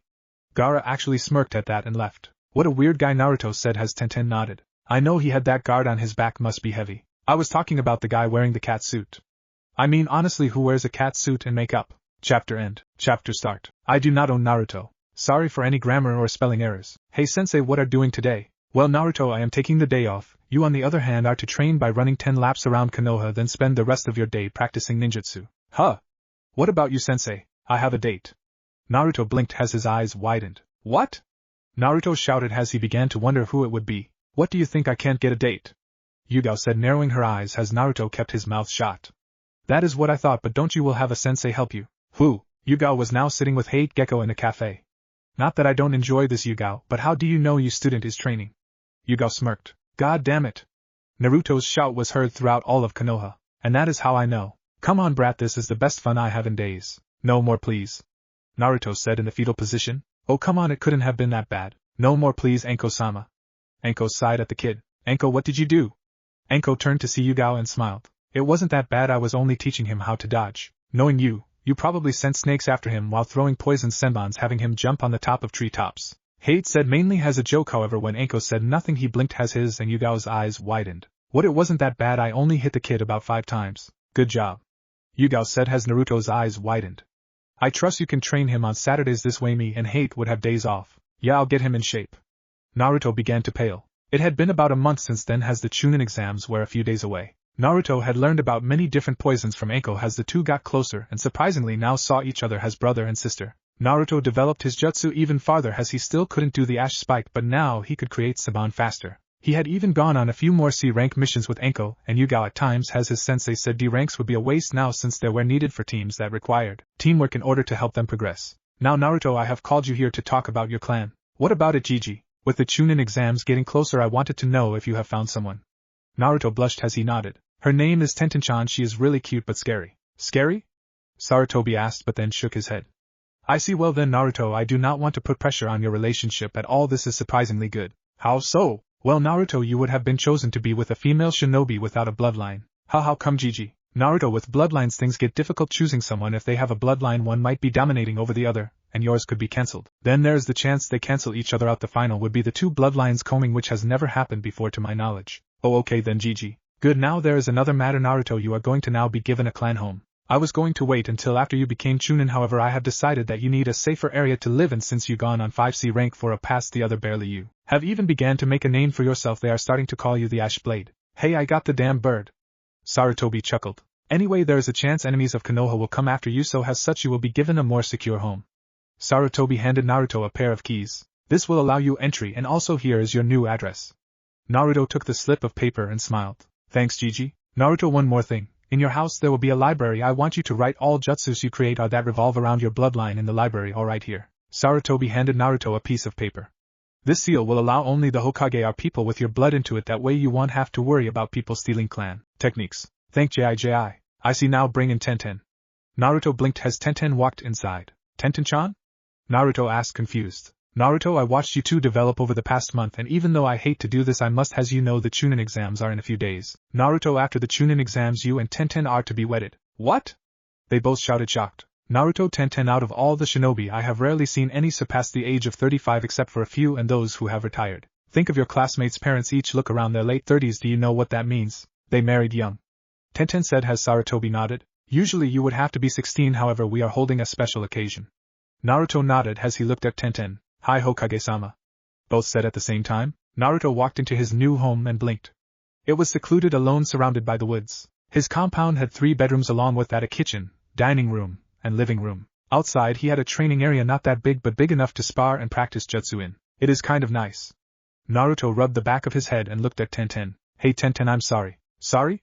Tenten asked. Yeah, you kind of got forced to stay with me and well, it is my fault. I am kind of glad you did. Huh? Naruto, I admit I had a crush on Niji, but he always thought of me nothing more than a teammate. I figured I would die alone, and with no one, but now I guess that has changed. Yeah, it has. Naruto then kissed Tenten on the lips. Naruto was now in his private training grounds, he was holding his sword at the ready, Yugao on the other side. Naruto, you have learned the basics of Kenjutsu, and have become decent in it. Now here is the hard part in your training. I have decided you are ready to advance and finally learn an actual style now that you know how to attack and defend. Really awesome sensei. This style, it is called the Leaf Blade. Now usually you would have to be an ANBU in order to get this training, however the Hokage has agreed that I can show it to you. Naruto was now walking towards the academy where the chunin exams were being held. Naruto had no team with him, he was treated as an apprentice, and as such told to take the chunin exams alone. This did drastically decrease his chances of being promoted though. He really didn't care at the moment. Sure, he wanted to be Hokage, but he could wait. After all, after the exam, if he passed he would be married off. Naruto loved Tenten, yeah, he just didn't think he was ready to settle down. Naruto walked inside of the building and noticed the genjutsu thanks to Yugao-sensei's constant teaching to be detect and dispel, though that was all he could do. Naruto then found a seat in the exam room. As he noticed the people around him, he saw the trio from earlier as well as a guy with white hair. Traitor, forgotten, lone, loyal. Naruto blinked as the words came into his head as he shook his head. He then felt a hand over his. He turned and saw Tenten there. Tenten? Hey Naruto, so you're taking the exam too? Yeah, me and my team. Oh, Naruto began to look around. Naruto, what are you doing? I am looking for youthfulness. Lee stated he had something to do after meeting with the Uchiha. Naruto nodded to Neji. In past month he had trained with Guy some more and had eventually got the stick out of Neji's ass. Oh, I wish I could see it. Neji smirked and nodded. Naruto watched as the Konoha 12 came in minus him and plus Sai. So where is the dope? Kiba asked as Sakura snorted. That idiot couldn't handle being a ninja. You know that wasn't nice. Naruto said as he come to the front. Tenten and Neji behind him. And who are you two but in our conversation? Naruto smirked. I'm a ninja, we eavesdrop a lot. Some of the other contestants smirk. Naruto Kyuen. Lee yelled coming in the room as Naruto smiled. Naruto, is that you? Sakura said as Ino snorted. No way, that can't be Naruto, he has blonde hair. Ino nearly shouted. Wow, anyway let us go, come on Lee, I think you had a good test. Naruto said looking at Sasuke, who had a few bruises on him, while Lee had none. Unfortunately it couldn't be qualified as one. The Uchiha couldn't land a hit on me before Guy-sensei interrupted us, though I am sure he would have gotten one. Naruto only nodded and went up the stairs but felt a hand on his shoulder. He turned to see Sai there with a fake smile. It is good to see you again, Kitsune. Naruto smirked as he walked to his seat. Why did that guy even come down here? Kiba asked as Shikamaru sighed. He was evaluating us. Huh? Ino asked. Think of it, he glanced at each one of us and didn't even give his name. He is simple trying to make you think he had no reason to come down here if he wasn't sizing us up. I don't know what he was doing. Shikamaru said with a sigh. You know, you guys should be quieter. They turned and saw Kabuto. Really, and why is that? Kiba said, nearly shouting. You see that? Kabuto said, pointing at a crowd of genin hopeful, each dropping killing intent on the rookies who began to sweat except Shino, and Sai. He just smiled. So who are you? Sakura asked. My name is Kabuto, and you see, I guess you can call me a veteran at the exams. So you've taken it before? Shikamaru asked, raising an eyebrow. Yeah, I have failed the exams a total of 7 times. So you must really suck. Kiba said, laughing. Do you have information on the contestants? Sasuke asked as Kabuto smirked, pulling out a deck of cards. Yes, this is my collection of data. How about I help you newbies out? Anyone you want info on? Gaara of the Desert and Rock Lee. And that guy. Shikamaru said, pointing his thumb at Naruto. Well, at least you don't know one of their names. Okay, now Rock Lee. His teammates are Neji, Hyuga and Tenten, no surname. He has completed 46 D ranks and 23 C rank missions. He is extremely fit in taijutsu, however in all other areas he is lacking. Sasuke nodded as Kabuto pulled out another card. Gaara of the Desert, his teammates, or Kankuro and Temari, each of them or siblings, also known as the Sand Trio. Gaara has high ninjutsu and lacks taijutsu. He is that right? What? Sakura asked. He has never once been scratched on any mission. He has gone on A, B and C rank missions. Their eyes widen, have some stole a glance at Gaara. Now then, the last one, his name is Naruto Uzumaki. What, that was the dope? Kiba said, blinking. He currently no teammates. Wait, how can he take the exam then? It says here he is an apprentice. They are treated differently. He has also unlocked a bloodline to combine wind and fire, making Ash Jutsu. He is currently advancing in ninjutsu and kenjutsu. He has gone on 35 D ranks and 5 C rank missions along with a solo B rank. He is also developing a name for himself. He is known as the Ash Blade. Not that known, however, he is supposedly a rising prodigy. That dope! Ino shouted. Has Naruto been unfazed? Calm down, maggots. Ibiki shouted. Chapter end. Chapter start. I do not own Naruto. Sorry for any grammar or spelling errors. Also, some things might be skipped. Please don't complain if they are. Naruto sat down in his chair as test was given out.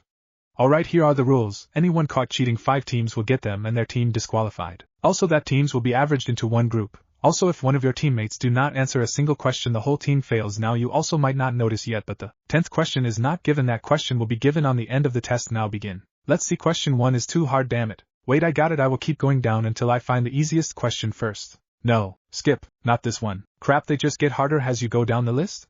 Naruto got nudged by Tenten, who glanced at a mirror.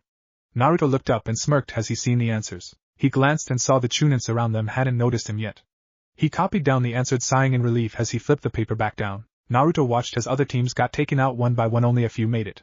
He was glad he had Tenten. After all, they could only make one count even if they caught him. Time seemed to go by as Naruto watched people get taken out. Alright, it is time for the 10th question. Pencils down now.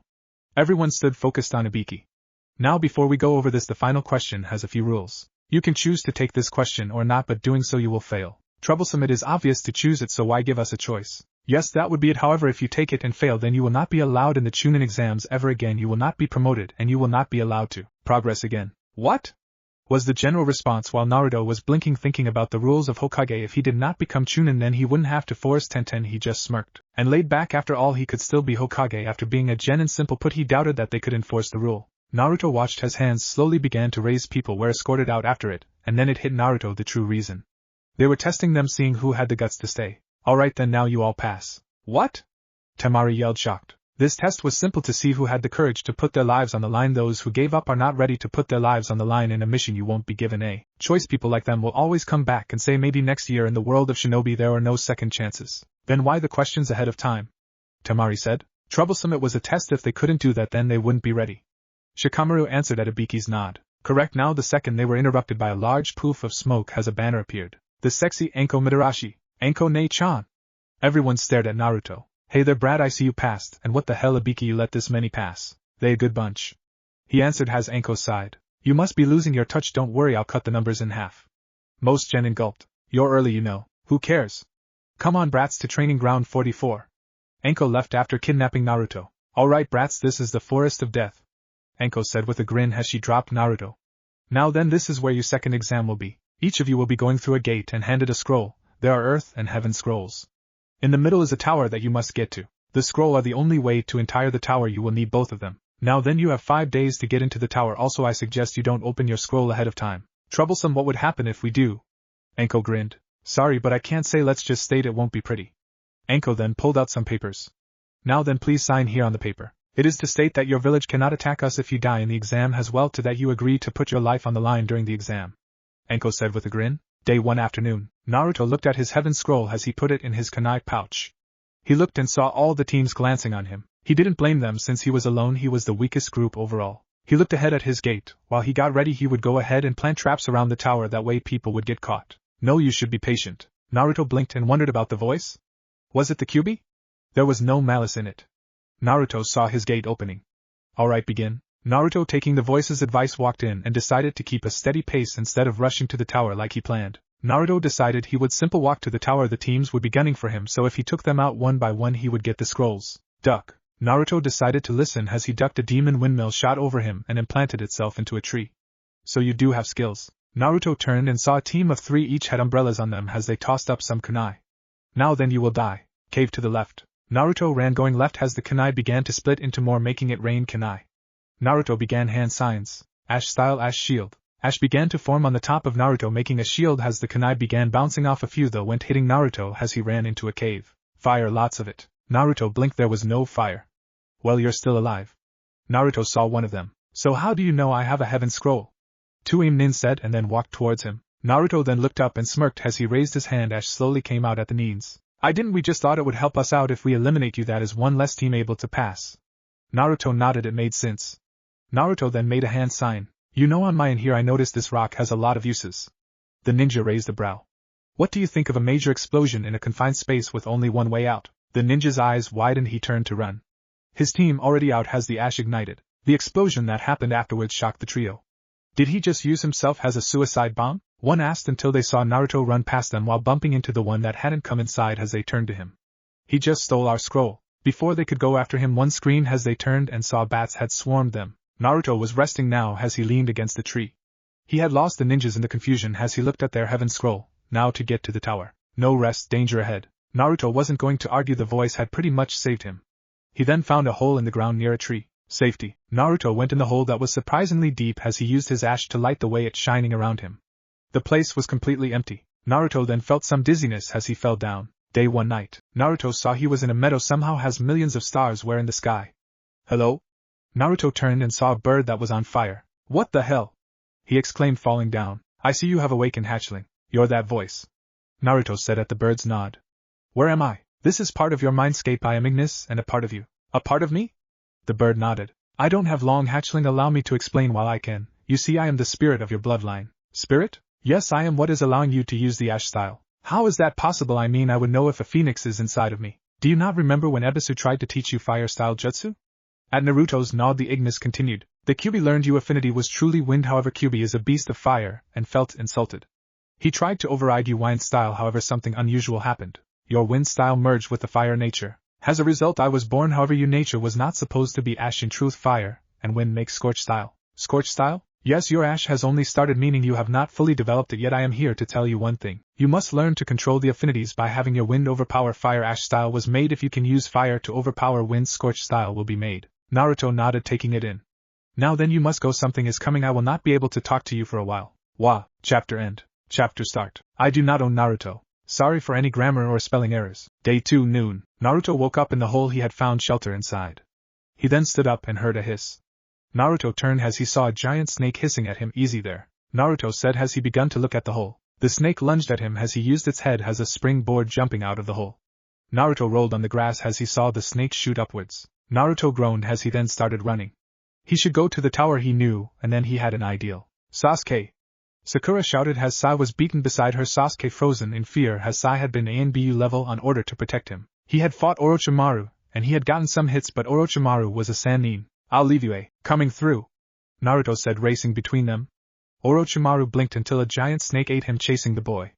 Sasuke and Sakura's eye widened as they looked around. For me. Let's go, Sasuke said as Sakura nodded while he got Sai and left. Naruto was now against a mountain wall. He turned and saw a pale man on the snake.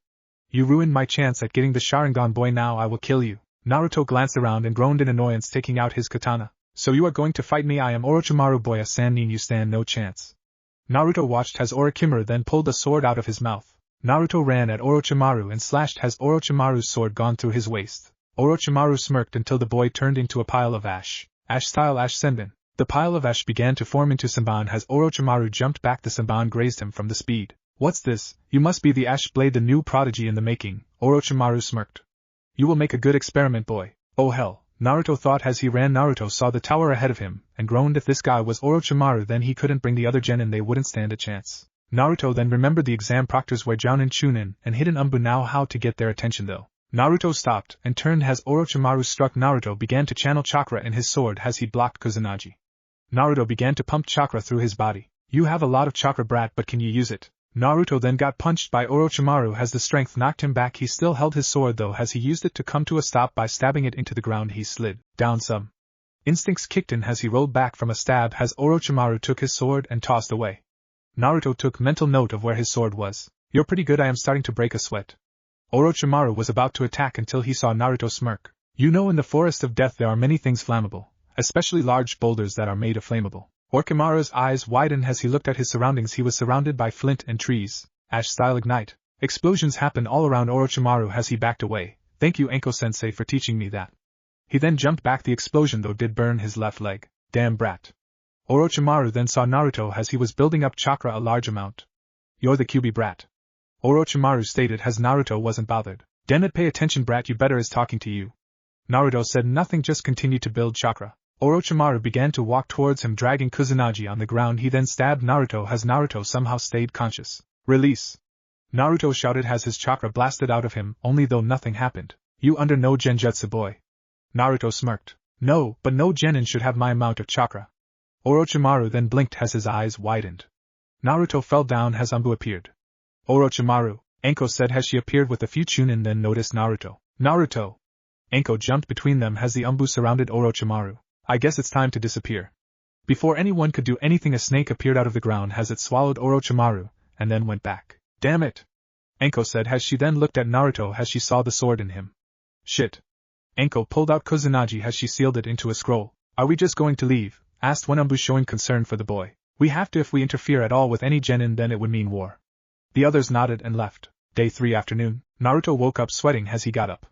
He needed to get to the tower soon. Naruto was not sure what happened to the sword, however Orochimaru was gone, so he would count his blessings. He then checked his pocket, and breathed a sigh of relief as he had his scrolls. He grasped his wound as he kneeled down, and took a deep breath to steady himself. Shadow possession complete, Naruto groaned. Can I have one day off? He turned to the younger Shikinocho trio. He stood up as he had an obvious limp. Sorry, but we won't get another chance like this. Naruto saw his shadow was taken by Shikamaru. Ino check for his. That's not a good idea, Naruto said. I just had a battle and my ash is already spread around Choji. I know your friends now. If Ino steps closer my ash will go boom. Shikamaru glanced at Choji, and sure enough there was a pile of ash around him. Just to let you know I don't need hand signs. Ino glanced between them. What do you want? Your scroll, toss it and I will let you leave after you break your jutsu. Shikamaru looked at Choji as he then glared at Naruto. How do we know you will leave us alone? You have my word on my ninja way, you know me Shikamaru, I won't break it. Shikamaru slowly nodded as he reached for his scroll. You're just going to give it to him. Ino, he isn't joking. Ash is all around Choji, and we do not know anything about his bloodline now. If he is telling the truth we lose Choji, if he is bluffing we win, but do you want to make that choice? Ino closed her eyes and then glared at Naruto. Naruto was currently counting his lucky stars. He couldn't use the ash, it was simple left over from Orochimaru's fight, but by making them think he put it, though it could be a good bluff. Fine. Ino shouted as Shikamaru tossed his scroll, breaking the jutsu. Go now. Naruto said, refusing to flinch in pain from his wound. The trio left then as Naruto leaned back. He was thanking Kami for his luck at the moment. Day 4 morning. Naruto has gotten his sword back after the Ino Shikacho encounter, as he was now using a walking stick he had taken from a tree. Naruto looked and saw the tower ahead. Naruto had used his shirt as a bandage as he had forgotten bandages, a mistake he won't make again. Around Naruto was some ash floating in the air, not enough for people to see though, as he continued on just in case someone attacked him. Naruto then stopped as the tower was in front of him. He saw a team of Nin. Hey look, another one has shown. I see you have been here waiting for teams. Yo, why try to track down scrolls if they're coming to the tower? They have to have both, so it is simply easier, plus they already tired. Naruto? Naruto turned and saw Team Guy. You guys got the scrolls? They nodded then glanced at the Nin. They have been trapping people at the tower though I doubt they have ran into many teams. Why is that? Niji asked. Their clothes, they're barely wounded, plus they are still here. If they wanted both scrolls only they would have left. Any strong team would go ahead and leave, not wanting to leave it to chance. Niji nodded as they all were ready to attack, however Naruto kneeled over Naruto Kyuen. Tenten ran and helped him up. As she did, her hand felt his wound. Naruto, what happened? Worry later, we have to get rid of them. Tenten nodded as she laid him against a tree. We will take care of them, right guys? Yes, we will protect you Naruto-kun, to show you our flames of youth. Picking on the weak, how pitiful. What did you say? One said, getting angry as he pulled out a kunai only for 20 to come at him thanks to Tenten. Be a Kugan. Niji shouted as he did, veins appeared in his eyes. Shida Hyuga. Leaf Whirlwind. Lee shouted as he delivered a vicious kick to one of the ninja's head as the ninja was sent back. Tenten. Lee shouted as a ninja come behind her. She got a kunai ready to strike until Ash style Ash Senbin. A saban made of pure ash shot through the ninja's head, killing him. Niji had the last one tied up with a rope. While this happened, he gathered the scrolls and blinked. He only has heaven scrolls. Niji said, closing his eyes as Tenten and Lee were shocked. You guys need an earth scroll? They turned to him. I have 2 and 1 heaven. Thank you Naruto-kun, your flames of youth burn brightly. Naruto chuckled at Lee as he tossed an earth scroll. Hey Tenten-chan, can you help me walk? Tenten nodded as she let Naruto lean on her as all 4 walked to the tower. Day 4 at the tower. Naruto came in the tower with Team 9 as it was an empty room. Now what? Naruto said as Niji closed his eyes. Is our flames of youth not strong enough? Lee questioned. Open both scrolls. Tenten said. The exam proctor said we needed both scrolls to entire, maybe opening both at the same time. But we don't know what will happen. I'll do it. Naruto said as they looked at him. If it is something dangerous you 3 can be ready to attack it. If it is right you will know how to continue. They all looked at each other and nodded. Naruto pulled out his 2 scrolls, ignoring his limp as Team 9 got in position. Opening the earth scroll, Naruto's eyes widened. I throw it down, and through the heaven scroll opened on top of it. Naruto pulled out his sword. It's a summon! A poof of smoke appeared as Yugao appeared as she noticed the kunai aimed at her, a sword at her throat, and 2 people ready to attack. Oh, it's you sensei, Naruto said, backing up as the others did. I see you're careful, let's go. Naruto fell to a knee panting as Yugao ran to him. Are you alright? I got stabbed in the stomach. Yugao nodded and took Naruto to the infirmary in the tower. She would congratulate him later. Day 5 in the tower. Dreaming. Awake young one. Naruto saw he was in the meadow again as he looked at Ignis. You're Ignis, so you remember? Naruto nodded to the bird. There is something I must warn you about. What is that? Your bloodline, it has a major flaw, one you should know about. Okay. Naruto said, focusing full attention on Ignis. Your ash bloodline, the more you use it the less you will feel, along with Scrock. Naruto tilted his head confused. By using the bloodline you burn your nerve system, you can still move, however your sense of feeling will eventually leave you. Is that why I couldn't feel against that guy with the exploding cleaver? Yes, you see, this is a major flaw. How it helped me out a lot. Naruto said he was sure if he could feel then he might not have made it. Also the forest of death, he had thought he was running on adrenaline. Naruto, you can take hits head on, true, however if someone was to stab you in the back you wouldn't feel it, you would most likely bleed to death unless someone else noticed. However you still have feeling at the moment, the more you continue using the bloodline HT less feeling you will have. This is a gift and a curse. Chapter end. Chapter start. I do not own Naruto. Sorry for any grammar or spelling errors. Alright, all contestants line up. Naruto got in line as he saw all of the other teams, even the Inoshikacho. He saw two sound teams also, the Sand siblings, Kurinia and Kakashi's teams also. Now then, normally we would have the final exams, however too many people passed the exam. What do you mean too many? Ino said shocked. In order to lessen number, we are going to have a preliminary round. Everyone will fight another candidate. The winners will proceed to the finals. If any wish to quit, now is your chance. I quit. Naruto turned and saw Kabuto's hand up. Why Kabuto? Sakura asked. I am still hurt from the forest. There is no way I can fight to my full potential. Naruto narrowed his eyes. Everyone was hurt somewhat, yet they all stayed. Alright, contestants will fight as the names appear. Everyone watched the boards as names began to flash through it. Naruto Uzumaki vs. Dosa Kinuta. Everyone else please clear the area and wait on the balcony above. Naruto and Dosa looked at each other as Naruto pulled out his katana. Dosa took no stance, he simply slouched over. Begin. Neither one moved as they both glared at the other.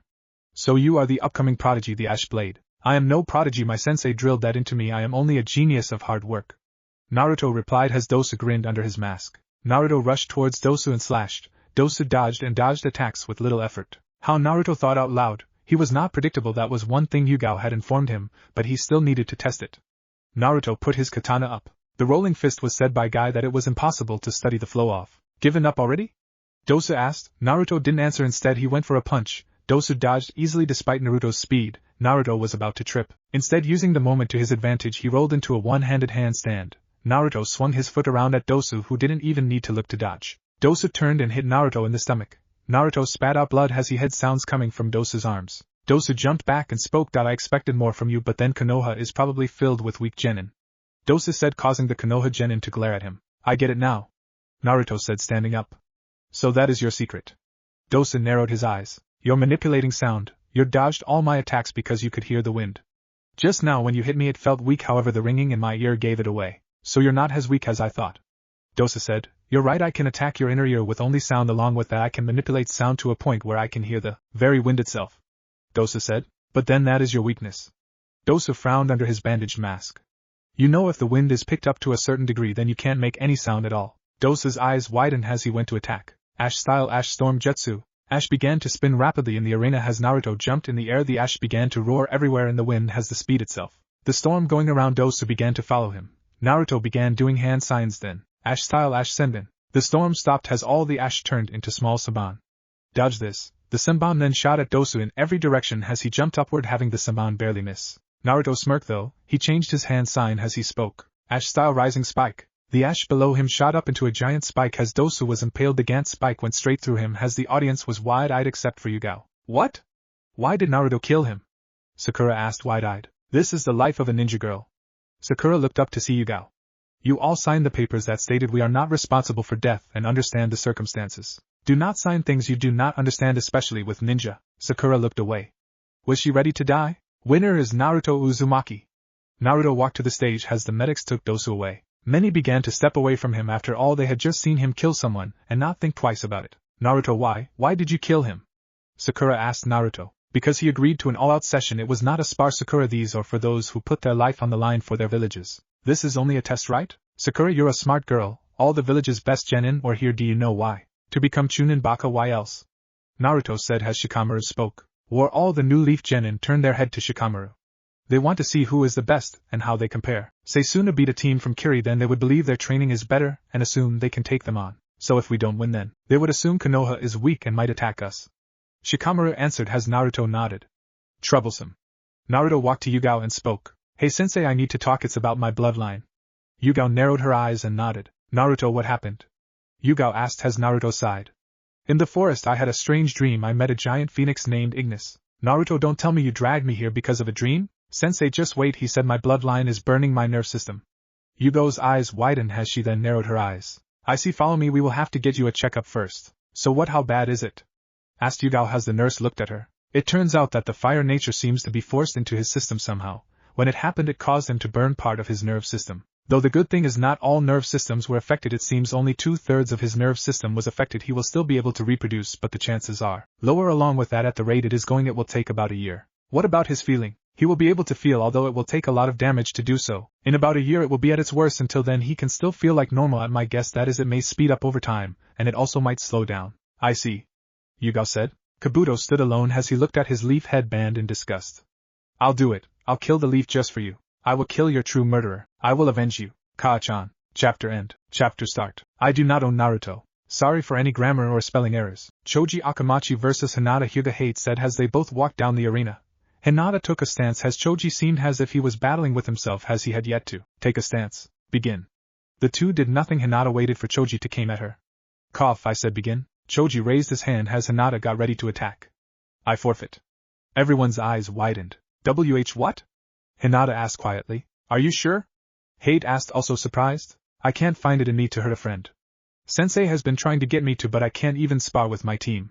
Choji said as Hate blinked surprised. I know it might make me weak, but a friend is a friend and I can never hurt them, and any leaf shinobi is my friend. I see then, the winner is Hinata.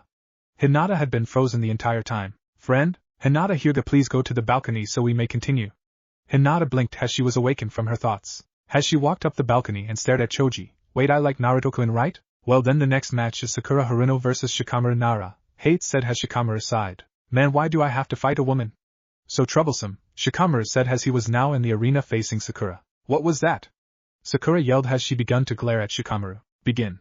Hate said as instead of getting in a stance like Sakura, Shikamaru just sat down and leaned back. What are you doing? Sakura yelled. I think I am going to sleep, not like I need to be awake for this. Sakura growled in anger and charged. Shikamaru rolled over to sleep. Sakura was about to punch downward at him but stopped. What? Why can't I move? Sakura asked as Shikamaru grinned, standing up to show his hands in a hand sign. Shadow possession complete. Shadow possession? Sakura asked. It's something only my clan can do. You see, in my shadow you have to do what I do. Shikamaru said as he walked by and kept on walking for a while as he turned around. You see. But even with this it is useless, you can't attack me. Sakura said with a grin as Shikamaru sighed. You don't seem to understand. Shikamaru turned and punched the air. Sakura turned and punched only to scream as she had punched the wall. You see, you don't train your body like the rest of us. So I am going to make you hit the wall over and over again until you either forfeit. If you break an arm, I will go for the next, and then a leg. Your only options are to forfeit or to suffer from broken limbs. Sakura gulped. I forfeit. Winner Shikamaru Nara. Shikamaru deactivated his jutsu as he walked up the balcony. All that work, what a drag. You barely did anything. Ino pointed out. Yes, but I had to stand. Shikamaru said with a sigh. It was so troublesome. Next match, Rock Lee vs Zaku Abumi. Zaku came down as Rock Lee jumped. Yes, let us show our flames of youth. Rock Lee said, pumping his fist. Zaku raised a brow as he waited for the instructor. Begin. Lee blurred as he ran towards Zaku. From his pure speed, Lee seemed to be flashing in and out as if teleporting. Lee then appeared as he was about to kick Zaku in the head. Zaku barely got his hands up as he blocked but was sent flying. Zaku landed hard against the wall as he got up. I see you are no match, please forfeit before I do you any more harm. Lee said as Zaku growled. Air decapitation. The air shot out of Zaku's hand as well as Lee. Hearing a sound wave, he then dodged, but as he did he noticed another air wave sent at him. Lee dodged again, but this time he heard a sound from behind as he been hit in the chest. What? Lee said he never knew a jutsu could come back, usually they only go straight or curve somewhat. You're shocked, huh? I can control sound waves and air pressure with these arms of mine. Zaku said with a grin as he shot another wave of air pressure. Lee dodged but then ran to Zaku as he kicked Zaku in the head. Dynamic entry. Zaku's head hit the back of the wall, and he was knocked out. Winner Rock Lee. Lee cheered as Guy gave a thumbs up. I knew you could do it, my cute adorable student, let your flames of youth shine. Alright, the next match is Tenten vs Temari. Naruto was walking with Yugao. So sensei, do I still work on my bloodline? Yes, from the doctor's report you will still be able to feel and reproduce, however it will take a lot of pressure for you to feel and for you to reproduce is lowered the longer you wait. Naruto nodded. Oh okay then. So Naruto stopped when he saw some nurses came inside the hospital. He stopped because on the bed was Tenten. The next match is Ino Yamanaka vs Sai. Ino looked around. Who is Sai? That would be me. When I came up for the names like Kakatu and Washboard the Uchiha and Haruno, they were offended. Maybe I say the opposite of what I think. Beautiful. Ino blushed as she took in Sai's features. He looked pale and wore all black and had black hair. To Ino that equaled hot. Okay handsome, try not to get too distracted. Sai only gave a fake smile, not that Ino noticed. Let's see, I should develop a personality, so what to do? How about art? Begin. Allow me to show you my art, the nameless. Sai said as he pulled out a brush and a scroll. Ino raised a brow, wondering what he meant. He then began to stroke the paintbrush over the scroll as he seemed to do so in seconds. He then opened it, and to her surprise 3 Gant hawks appeared. Goodbye beautiful. The hawks then dived at Ino as she screamed when they hit. Ink was used as the explosion, and Ino then passed out. Winner cough Sai. Tenten woke up as she felt someone on her stomach. She looked and saw Naruto was asleep with his head on her stomach. Tenten smiled and began to pet his hair as though to her surprise he actually purred. Tenten's eyes widened as she heard a chuckle. I think he likes it. Yugao said as Tenten blushed. Oh, embarrassed I caught you petting your boyfriend. Yugao asked as Tenten looked away, but she didn't stop petting Naruto. How long have I been out? About 3 hours. Naruto hasn't left your side since he saw them carry you in. Tenten looked at Naruto and smiled. How did he fall asleep? He was sleep deprived for a week. He didn't want to fall asleep in the forest of death in case someone attacked him. He also had to fight the entire time, and then only got 2 hours of sleep before having to fight again against that Dosu kid. What? Tenten yelled and clamped a hand over her mouth as Naruto almost woke up. He didn't want to worry you. Also, there is something you got to know about his bloodline. Tenten nodded. His bloodline is burning his nerve system. What but then? Yes, he is losing his feeling and well, his chances of reproduction are low because of it. I see. I am going to the arena. Naruto needs some good sleep. Tenten nodded as Yugao was about to leave. Wait. Yugao turned to Tenten. How do you do it? Do what? How do you manage to stay so professional? I want to remain a good kunoichi, but I also want to show Naruto that I love him. Yugao nodded. Well, I am not really that professional. Tenten was confused. I always show hate I love him, maybe not saying it, and not always having sex, but by showing him. I always hug him when he holds me, he makes me smile and I don't hold my emotions back. I love hate with all my heart, and if something happened I don't know what I would do, and even though Naruto seems to be like only a genin to others, to me he is something more. I don't know what, but he is more than just a student. If you love him and not in a fangirl or insane stalker way, then it is okay to show it. Tenten nodded as Yugao left. The final match is Gaara of the Desert versus Kinsuchi. Ready, begin. Kin pulled out Saban as Gaara only stared. Kin went and threw the Saban at Gaara. As she did, Gaara's sand blocked the Saban. Gaara ignored the bell sound that happened. He was used to voices in his head. Saban? The girl stands no chance. Tamari said. Stupid girl, nothing gets past Gaara's ultimate defense. Ultimate defense? Sakura said as the sand didn't say anything more. I see, this is how he wasn't scratched in all them missions. Troublesome. Shikamura said. Why is that lazy ass? Sai said, showing no emotion. The sand, it seems as if it is protecting him. They all watched the sand. While it is useful, my guess is he needs a lot sand to do it, and my guess is that is the reason for the large guard on his back. Shikamura said as the others watched. Kin had more Saban in her hand as she threw more Saban. This is pointless. Mother doesn't want you death. You are too weak to satisfy me. Gaara said as Kin narrowed her eyes. They weren't weak. Her friend Zaku had been beaten, and she needed to show their strength. Dosu, although they didn't like each other, was a comrade to her. I think it is time to start. The bells began ringing as Gaara clutched his head. When he looked, he started seeing after images. With a roar, Gaara's sand attacked them as Kin began to dodge. So she wouldn't get hit. Sand tsunami. Sand exploded everywhere, turning into a giant wave as Kin's eyes widened as the sand came crashing down as she tried to move, but the wave was too big as it came down. The sand departed, showing a bruised and knocked out Kin, winner Gaara of the desert. The medics came and took Kin. Naruto woke up as he saw Tenten petting his hair. Hey there, Tenchan. Hey, Naruto-kun. Tenten smiled as Naruto grinned. Wait, how long was I out? A while. What, the preliminaries? It is preliminaries, and do not worry, your sensei Yugao is going to see what happened. Naruto nodded. Tenten then kissed Naruto as his eyes widened. Tenchan. Tenten tried not to laugh at Naruto's dazed expression, especially since she had gave him a French kiss. Naruto-kun, I need you now. Naruto blinked as Tenten said that. She didn't know why, but she needed him, and she would get him. Tenten rested Naruto's head in her lap as she sat. She leaned over and kissed him as Naruto was now in heaven. Wait, we are in the hospital, Tenchan, we can't. He was cut off by another kiss. If I don't get it now, then I will castrate you. Naruto gulped. What had he gotten into? Alright, now then you will have 1 month to prepare for the last part. You will each fight tournament style. Everyone draw a number. Yugao Yuzuka will draw for Naruto Uzumaki. Everyone draws a number. Alright, then the matches will go. 1. Sasuke Uchiha vs Rock Lee. 2. Sai vs Hinata Hyuga. 3. Shikamaru Nara vs Tamari of the Desert. 4. Kenkuro of the Desert vs Shino Aburame. 5. Naruto Uzumaki vs Kiba Inuzuka. Second round will be winner of the first and second matches, winner of the third and fourth, and whoever wins the fifth round will fight Gaara of the Desert. The final round will be a 3-way fight. Winner of the fifth match will be seeded for the second round. Chapter end. Chapter start. I do not own Naruto. Sorry for any grammar or spelling errors. Naruto woke up as he felt a weight on his chest and saw Tenten with her head on his bare chest. Naruto glanced at the clock as he gently shook. Tenten. It had been 3 days since his 1 month off, and Yugao wanted him to rest before training. After the night in the hospital, Naruto and Tenten had pretty much moved in together. With her being an orphan, she had been easily moved in without the hassle. Her clothes were now in a drawer, as she also had all her ninja stuff in the extra room, mainly because she liked to sleep with Naruto, and well, she had a lot of weapons. Han, come on, it is time to wake up. Sleep, Tenten said as Naruto chuckled. I need to start my training, Yugao-sensei planned Haim. Tenten blinked awake. That's today? Yeah, sorry Haim. It's fine, Naruto-kun, I need to continue training anyway. When you think you will be back? I don't know. You think Yugao would let me come? What about Bushy Brow Sensei? He has to train Lee for the finals. So he left you?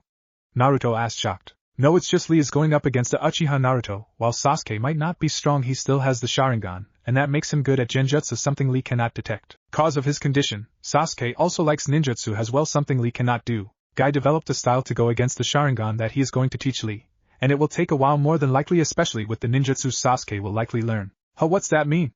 Naruto asked confused. Naruto Kakashi is an assassin and tracker specialist. He will be taught assassin ninjutsu more than likely, so Guy has to also prepare him for that. I don't like being left out, but Guy did also give me a new jutsu to try and learn. Really? What about Niji? Niji gets all his training from the clan, so he doesn't need it. Oh, okay then, and I am sure Sensei won't mind. Yugao was now in front of Naruto. Has she had Asuma with her? Sensei, what is he here? Asuma has agreed to help with you next training, something I believe you are ready for. What is it? Elemental manipulation. What? But I thought you were saving that for when I became chunin. Naruto, I could improve your swordsmanship and I can improve your taijutsu, but in a month it would be the same pretty much. So what we are doing instead is simple. We are going to use the shadow clone training method. Wait, but isn't that like cheating? Naruto, we are ninja. We do what we can to get strong to protect your village. This isn't a cheat, alright, you have the chakra to pull it off. If another ninja had your chakra reserves, they could do the same. Oh, okay. It made sense to him, in a way. Now then, first Tenten, do you want to train with him? Okay, though I don't know what you want me to do. I talked to Guy and he wanted me to train you. He felt like a horrible teacher for leaving you with only one scroll. Alright then, so what do I need to do? Well, we know Naruto has fire and wind elements, but not yours, so here. Yugao handed her a piece of paper. Just channel chakra. Tenten channeled chakra into the paper. The paper then cut itself in half as each side crinkled up. While lightning and wind is rare and lightning is rare outside of Kuma. You're also lucky that you have two, usually people start off with one. Yugao said. Luckily Asuma here is a wind style, so he will help with your wind nature. Naruto, you are going to make 10 clones to come with me and practice some kenjutsu. Naruto nodded as he made some clones. Okay, now then, Asuma said as Yugao went with 10 of Naruto's clones. While they would get no physical effect, he would get the muscle memory. Asuma plucked a leaf and then handed each of them one. The first step is simple, you will use your chakra to cut the leaf in half. Wait, why aren't you training Shikamaru? Naruto asked. The Nara clan has taken care of that. Asuma replied as he cleared his throat, and then continued. Now I want you to think of two blades grinding against each other, making a smooth cut. Asuma replied as the two nodded and went to work. Hinata was now calling it a day as she had been training with her father. He had taken to training her when he found out she had won, though he didn't really care how. Her mind trailed to Choji. During the fight he had just given up. She knew it wasn't pity. Throughout the entire school, now that she thought about, Choji had never fought once. He would always get Shikamaru and they would forfeit, and does the harmony sign. Hinata-sama. Hinata turned to see Niji. Naruto had gotten him to be nicer, and it had hurt to see him with another woman. But in the end it was only affection and idolism that had drove her to Naruto, not real love. And with Niji now sworn off fate, he actually started to become overprotective of her. Sorry Niji-ni-san, I was thinking. Niji raised a brow. About Naruto? No, about Choji. Niji blinked, then remembered how Choji had forfeited because he couldn't fight another leaf ninja. I see, you are sparking feelings for the Akamachi? Hinata blushed. No! She shouted desperately, and Niji's eyes widened. Hinata had shouted? Hinata covered her mouth, realizing what she had done. Why don't you see him? He is at the barbecue. Niji said as Hinata got up. Hinata was about to go in until she spotted something. Choji was in a booth as he had an arm wrapped around a girl with brown hair. Hey, eyes widened as she ran off. Hinata now sat against the tree as she cried. Why was she crying? She touched her face. It wasn't like she liked Choji. It was just she was lonely. Naruto had Tenten. Choji had that new girl. Shino was even engaged to someone from Taki. Hinata began to cry then. Hinata? Hinata blinked and looked up. Sasuke? Naruto groaned as he tried to cut the leaf. He couldn't do it at all as Tenten had managed to cut 53 on their third day. I don't get it, what am I doing wrong? Naruto asked confused. Yugao began to think, has she known Naruto should at least be making a small cut. I think I know someone who can help. Yugao said. Start practicing your kenjutsu and taijutsu. Tenten, you keep at wind style. Tenten nodded. Hey there Yamamoto. Yamamoto turned and said, Yugao looking at him. You know you're not supposed to call my real name. Yes, sorry Tenzo, but I need your help. My help? With what? I have started my student on his element manipulation, but he cannot use his wind element. That is strange, but why come to me? Well, you're the only one in Konoha besides him who has an elemental bloodline. Yugao said as Yamamoto blinked. Oh, so you are teaching the Ash Blade. That kid is said to be insanely strong. Yugao nodded. I see, well then tell him he has to do both at the same time. What? When I was learning it for wood, I first tried to learn water, but it wouldn't work. I then tried earth, but nothing. Then an ideal came to me. I focused on both dousing and absorbing their two properties, and well, the leaf it turned into wood. I see, so he has to focus on cutting and burning. Yamato nodded. Naruto watched as his leaf turned into ash. Yes, I did it.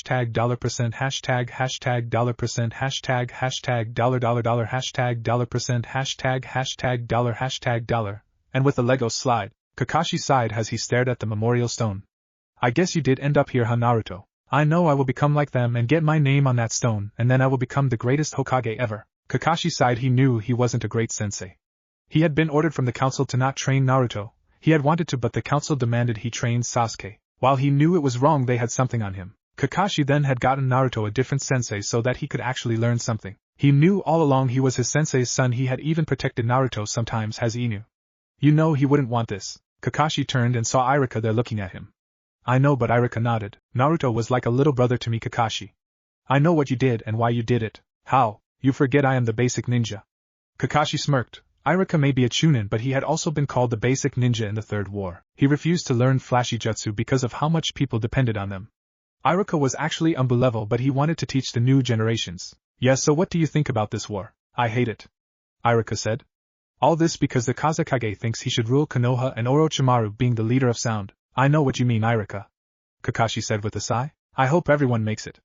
Iruka kneeled down, running a hand over Naruto's name. The first victim has already been taken. Tenten was now walking to Ichiraku Ramen as Konohamaru Moegi and Udon were with her. She waved at the people who smiled at her as they came in the stand. Hey there, Tenten, Sasuke said as Hinata was with him. The two had actually started dating a while ago, shocking everyone. Sasuke had hated losing his rival, and Hinata everyone knew liked Naruto. The two found comfort in each other somehow. Sasuke had even become more sociable. So have you thought of a name yet? Sasuke asked. He couldn't wait for Naruto's child to be born like many of the public. If it's a girl, I am naming her Natsumi, and a guy is going to be Erasure. Sasuke nodded to her.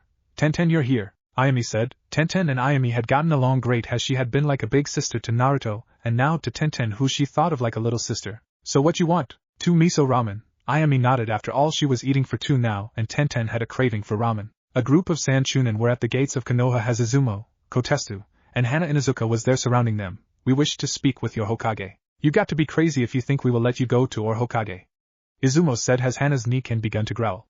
Umbu appeared surrounding the Suna ninja. The leader spoke. Go ahead and search us, we are only messengers. Tell us your message. Suna is no longer with Oto. They have killed and impersonated our Kazekage, forcing us into an invasion without us knowing. We have better things to do than help some revenge-driven bastard. Very well, you will be searched and sent to TI to determine if you speak the truth or not. The leader nodded as the Umbu cuffed them. Tenten sighed as she was alone now. She brought her knees to her breast as tears came out of her eyes. She couldn't stop it. Every night she cried and cried, waiting for some small sign Naruto is alive. She can't believe they had given up so fast. But then they had thought he was a demon until his heritage became known and hadn't searched, only pretended to. Tenten put protective hands over her stomach. At least I have you. Kabuto, how is my new body doing? The preparation is nearly complete, however it will take about a month to finish. Then get back to work. Hi Orochimaru-sama. Chapter end. Chapter start. Naruto was now sitting up in a cell. He looked around as he noticed the stone walls. 3 days he had been here. He now had bandages wrapped around his body as Kabuto told him not to move or else his wounds would open up, as if he would listen. Naruto was currently thinking of a way to get out. He looked around and saw nothing. He sighed as he then decided to think. He had no idea why, but he was drawn back to his training with Yugao-sensei. Sensei, why am I doing this? Naruto asked as Yugao looked down as Naruto sat in lotus position meditating. Naruto, there are times when you will have no jutsu you can use. It can be a seal, a dungeon cell, or being caught in a trap. Sometimes the best thing to do is to stop and clear your head. But couldn't I just blast my way out? Fool! Not everything can be destroyed. You may never need this, but if you die, then it will be my fault for not teaching you this. Naruto gulped and nodded. Looks like you were right this time, sensei. Naruto then got into lotus position as he closed his eyes. Maybe this would help him. Sarutobi stared at the Suna nin in front of her. I see, so your Kazekage was tricked and then killed? Who is the new acting Kage? There is none at the moment. I see. However, do not expect us to take this lightly. Many Konoha nin or against you Suna nin for helping kill a village hero. The Suna nin were confused and looked at each other. Who did we kill? The leader asked. His name was Naruto, though he was a genin. That boy was a hero. Didn't Baki mention a boy named Naruto? One of them asked. Yes, but he reported the boy was stolen by Kabuto Yakushi. The Chunin replied. This better not be a joke. Sarutobi said as the both looked at him, and the third one spoke. Kabuto took him, saying his bloodline would be useful. At the time we didn't know still, and as such we let him keep the boy out of good faith. He then stated he would be used as Orochimaru's new body in a month. That was about a week ago. Tell me, do you know where the Sound Village is? His base is said to be in Rice Country, though it is only one. The village consists of 5 different bases: north, south, east, west, and central. Each has a guardian, though we only know the location of Rice Country's base. Sarutobi nodded. Could he trust them? Were they telling the truth? Hokage-sama. Izumo came running in the tower.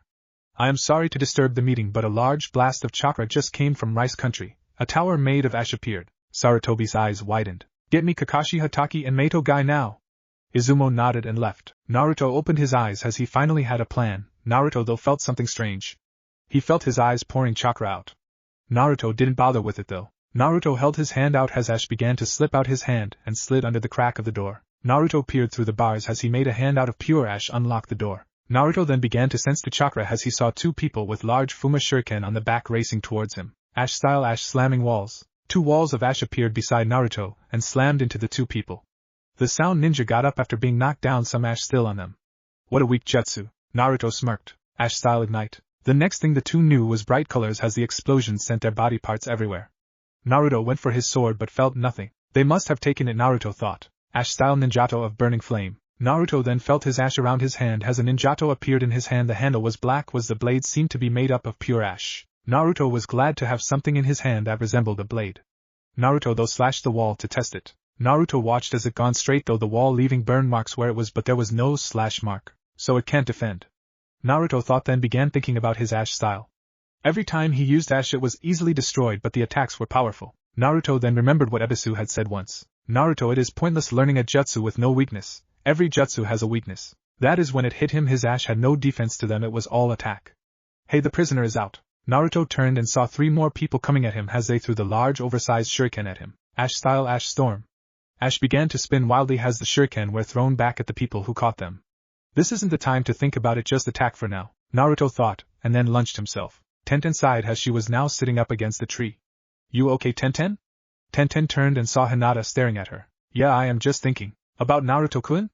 Hinata asked. She had gotten over her speech problem with the help of Sasuke, as the two were now an official couple. That easy to read, huh? Tenten asked as Hinata nodded. Yeah, Hinata said as she sat beside Tenten. So how is the baby doing? Tenten smiled as she spoke. Apparently I am having a little girl. Hinata held in her squeal as she stood and dragged Tenten up. Well then it is time to go shopping. Tenten groaned. She didn't like shopping. Come on, you need to do this, it's for the baby. Low blow, Tenten thought as she dusted herself up. Naruto was now running though the base as he kept trying to find the way out. Scars present on his body as most of his wounds had opened up. Naruto though didn't care, he could barely feel anything as he ran. Naruto then stopped as he came into a giant room. He saw Orochimaru there with Kabuto. The thing that got his attention though was the two people fighting him. Kin and Zaku, the two looked horrible. I thought you wanted to serve me, Orochimaru stated with a sick grin. And I thought we were more than a sacrifice, Zaku said as Naruto narrowed his eyes. It seems we have another one here, Orochimaru said as they turned and saw Naruto. Ash-style Ash Senban. Ash Senban went at Orochimaru as Orochimaru jumped away. You guys handle Kabuto, Naruto said running by them. The two were shocked. Naruto helped them but charged Kabuto. Naruto went as Orochimaru pulled out his Kusanagi blade.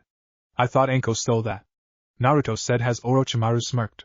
You can't steal a summon without breaking a contract, Orochimaru said as Naruto narrowed his eyes. Not many people had a summoning contract with a blade. Naruto looked at Orochimaru as he then summoned his Ash Ninjato. Even turning your ash into weapons, you will make a great body, Naruto charged. Shut it, you pedophile. Naruto slashed as Orochimaru blocked the sword. Orochimaru watched as the sword was cut in half. The top half floated in the air as Naruto made a one-handed hand sign, Ash Senban. The ash in the air turned into Senban as it went straight at Orochimaru. Orochimaru's side jumped as the ash passed by him. Naruto turned and threw his ninjato, Ash-style Ash slamming wall. The ninjato turned into a giant wall as Orochimaru was hit but didn't feel an impact. Naruto began going there, hundreds of hand signs. Ash-style rising pillar. The ash shot up into a giant pillar as the pillar went 40 stories high. The pillar then dropped down as Orochimaru then began to fall. Orochimaru then summoned a giant white snake as Manda appeared with Orochimaru standing on top of him. Orochimaru, why have you summoned me? This boy here needs to be taught a lesson. For such a reason? Manda asked as Orochimaru raised a brow. Do I need a good reason? Manda narrowed his eyes. Despite what people thought, the snakes hated Orochimaru. Orochimaru then grinned and spoke. So what will you do now, boy? Manda lunged at Naruto as Naruto leaped only to be kicked back by Orochimaru. Kin and Zaku were now facing off against Kabuto. You should learn your place, Kabuto said as Zaku spoke with rage. Fuck you. If I had known this was my fate, I never would have come. Orochimaru gave you 2 reasons to live, is that not good enough? Zaku growled in anger as Kin threw Senban at Kabuto. Shut up and fight, damn it, Kin said as Zaku then slung his arm forward and airwave shot at Kabuto, who easily jumped over it. Kabuto turned his hand into a chakra scalpel as he was about to slice Zaku in half. The next thing he knew was darkness as Naruto was thrown into Kabuto, who landed between Naruto and a stone wall. Naruto groaned and stood up as he saw Kabuto and then Orochimaru coming at him. Ash-style Ash claw. Naruto swung his hand as if a bear swinging his claw. The ash was created in the air, formed a long sweep as if a cut from a claw. The ash then shot forward at Orochimaru. Orochimaru only slashed through it. Is this all the ash style has? Naruto then held his hand out to the side, Ash-style slamming wall. The wall to his side turned to ash and shot at Orochimaru. Naruto looked at them and tossed them a scroll. Get out of here while you can take that to Konoha. Sokka looked at him. Why are you helping us? Because I can't stand for people to be used. Naruto shouted. I understand you served Orochimaru, but he was only using you and probably about to kill you for some freak experiment. In the world of ninja, an enemy can be your friend and a friend your enemy in a few seconds. I see. What about you? Are you coming? Naruto shook his head. No. What? Why? Sokka asked. That is a map of the Sound Village. They will go after you, so I need to hold them off. Sokka nodded as he and Kin ran off. Chapter end. Chapter start. Tenten sighed as she began to get up. She had been tired lately, but for some reason she wanted to move around. Tenten began to get dressed as she sighed and looked up at the sky. I wonder if you're still alive, Naruto. Tenten thought it was hopeless dreaming. The village though never bothered to correct her. After all, she didn't carry the bloodline, so the council left her alone. Though they had come to her for marriage proposals of the boy or girl, she had denied them all, stating her child would only marry for love or if he or she themselves wanted to be part of it. Tenten began to walk out of Naruto's apartment, which she refused to move out of, mainly because it was her only memory besides the ramen stand. Tenten had even taken to wearing Naruto's jackets. They just made her feel as if he was still alive. Hey Tenten, Hinata said as Tenten grinned. Hinata, what you doing out so late? Tenten asked as Hinata spoke. I have a mission, I need to go soon, just stop by to see if you're okay. I'm fine, you should go, your team is probably waiting. Hinata nodded. Actually, I am not going with my team. Tenten blinked. Apparently they needed a medical ninja and I was the only one available. Hinata said as she saw Tenten grew concerned. Just promise you will be careful. Tenten said she couldn't lose Hinata, they had grown like sisters over the short time. I promise anyway, I need to go now. Now then, it is 3 against 1, surely you cannot think to take us all on considering that you are only chunin level? Orochimaru said with a grin, looking at Naruto as Kin and Sokka had just left. You know, I kind of wanted to test this jutsu anyway. Naruto began flashing through hand signs as he then stopped on a tiger symbol. Ash style, the 10 ash dragons. Dragons made of pure ash began to appear in the sky around Naruto, who held out his finger. I kind of got this idea by watching a puppeteer, Naruto said as he had gotten the idea from Kankuro. 3 dragons went after Orochimaru, who jumped away only for them to come back around and hit Kabuto. 4 more began to chase Orochimaru until Naruto got swiped by a tail, knocking him back. Manda had hit him, and when he did, the jutsu vanished. I see you need constant concentration for that jutsu, though it is powerful. Orochimaru said with glee at the thought of using the jutsu. Naruto was pinned between a wall and Manda's tail. Naruto held his hand up as ash began to gather. Orochimaru then stabbed his hand as it was slammed against the wall. Biting through the pain, he began to continue moving the ash until it turned into a giant spike. Ash-style ash spike. The giant spike made of ash went straight for Orochimaru as Orochimaru jumped back, letting go of his ninjato. The spike hit the ground in front of Orochimaru, who grinned. Granted, it will need to be refined, this bloodline will have excellent uses. Damn it, not again, Naruto thought out loud as his vision began to blue somewhat. He only needed a little more. Naruto, Kayuen, Kin and Zaku were both running as they were now in a forest.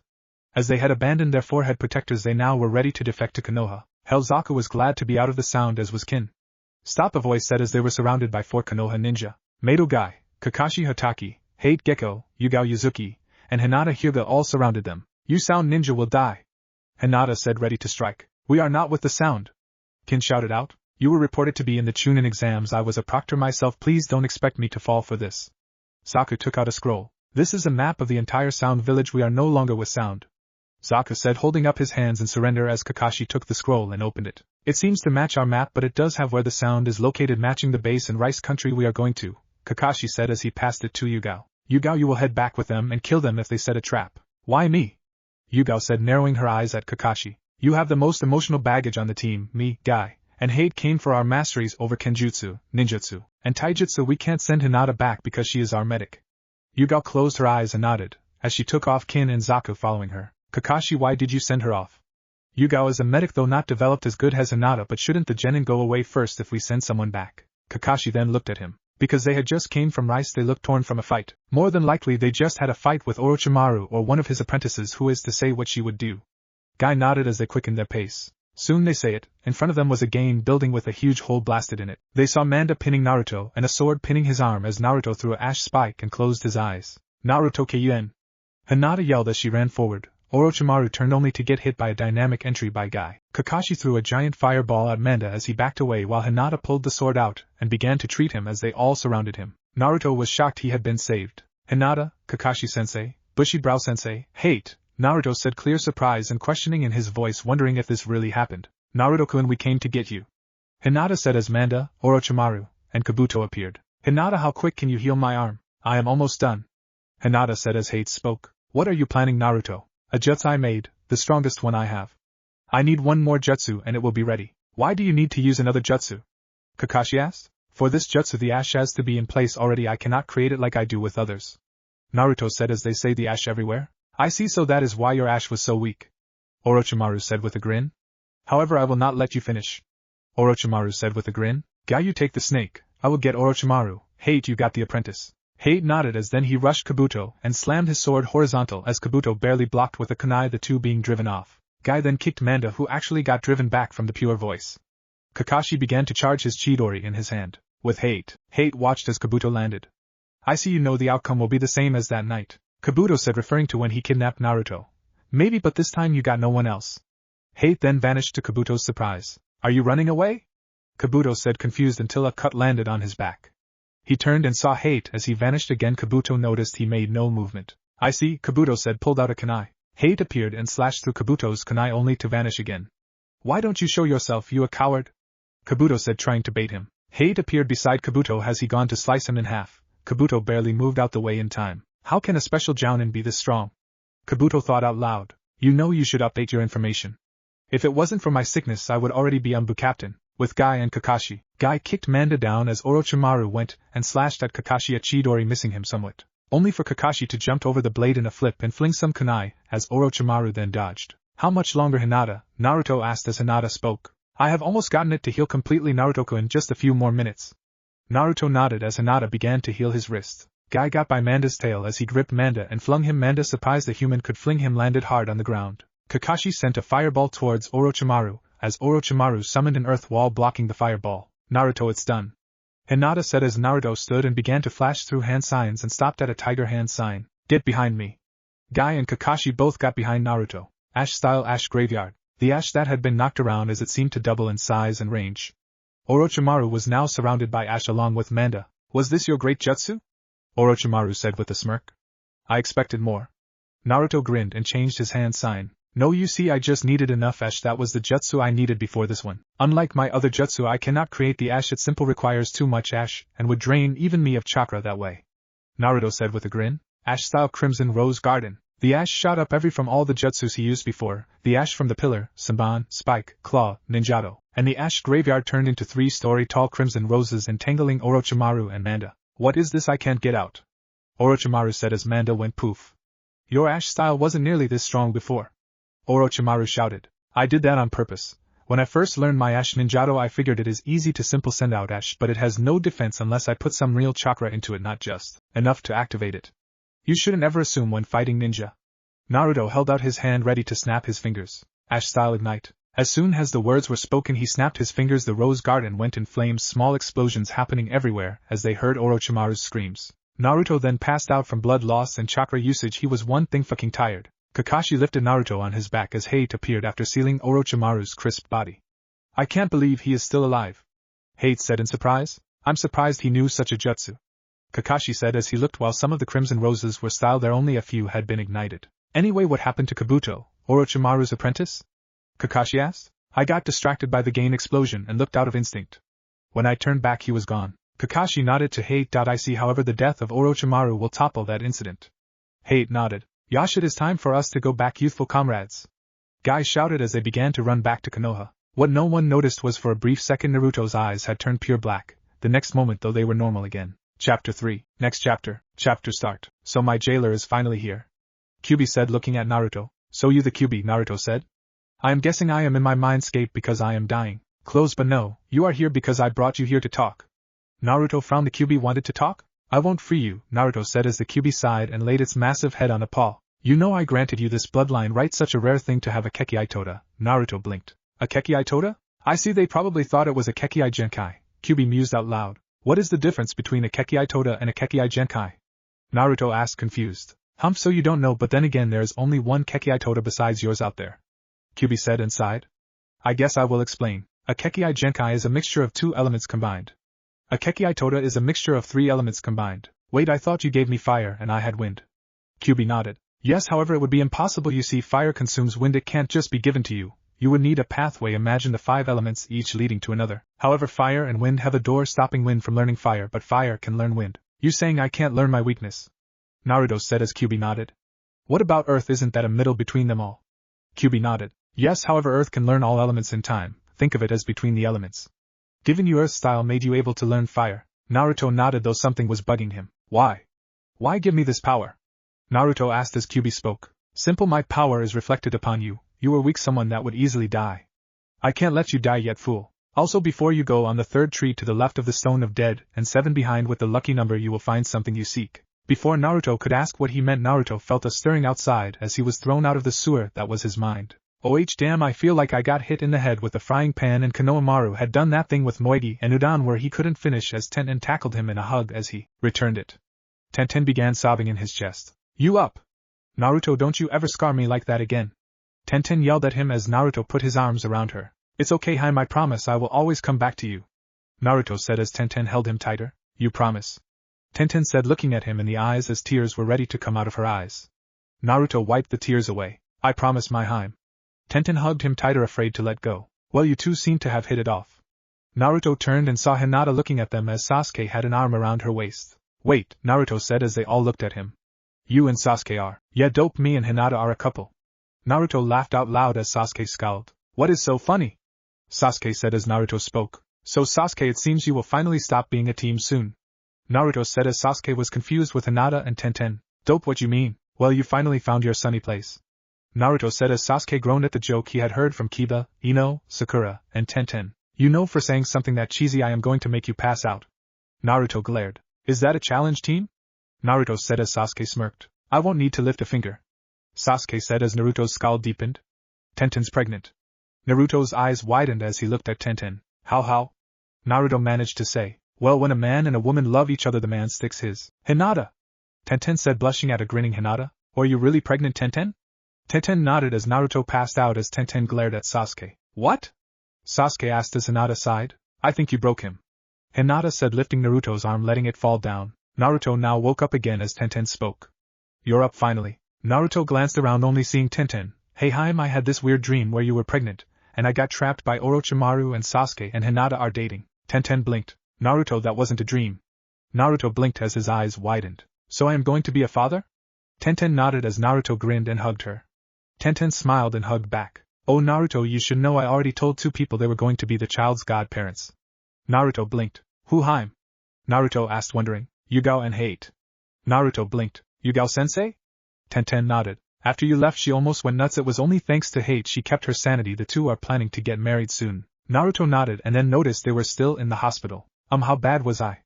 Naruto asked as Tenten spoke. The doctor said you were poisoned by Orochimaru's sword. Almost your entire nerve system is damaged. Along with that, you were nearly drained off chakra from using so many high-powered jutsu. Naruto nodded and then grinned. Yeah, but I did learn something pretty awesome. Naruto said as Tenten blinked.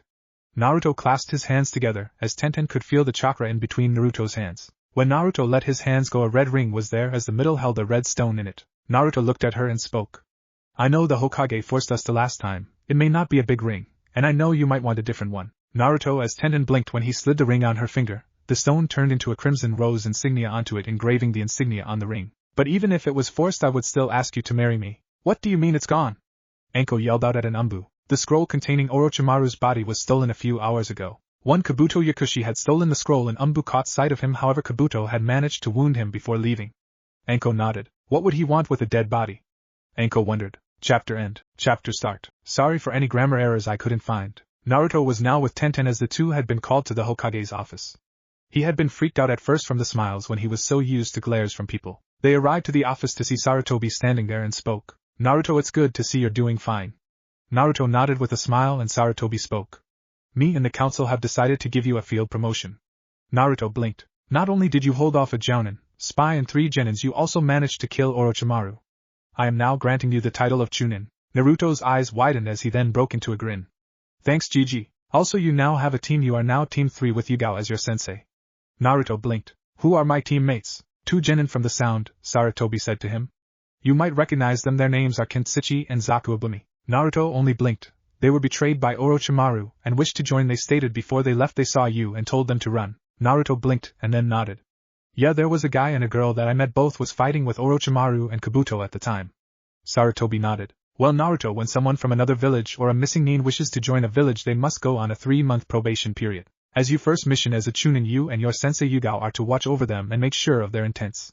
During this time you will be going on no missions. Naruto nodded to the Hokage. Okay, Gigi, Naruto said as he was about to leave. One more thing, Naruto. The Hokage then tossed him some keys. That apartment is going to be too small to raise a clan even if it is turned into a complex, so here are the keys to your new home. Also, you will find some letters in your home that you should read. They will explain your role as a clan heir. Naruto nodded and left with Tenten. Naruto and Tenten both looked and saw a giant 2-story house. Wow, it's huge!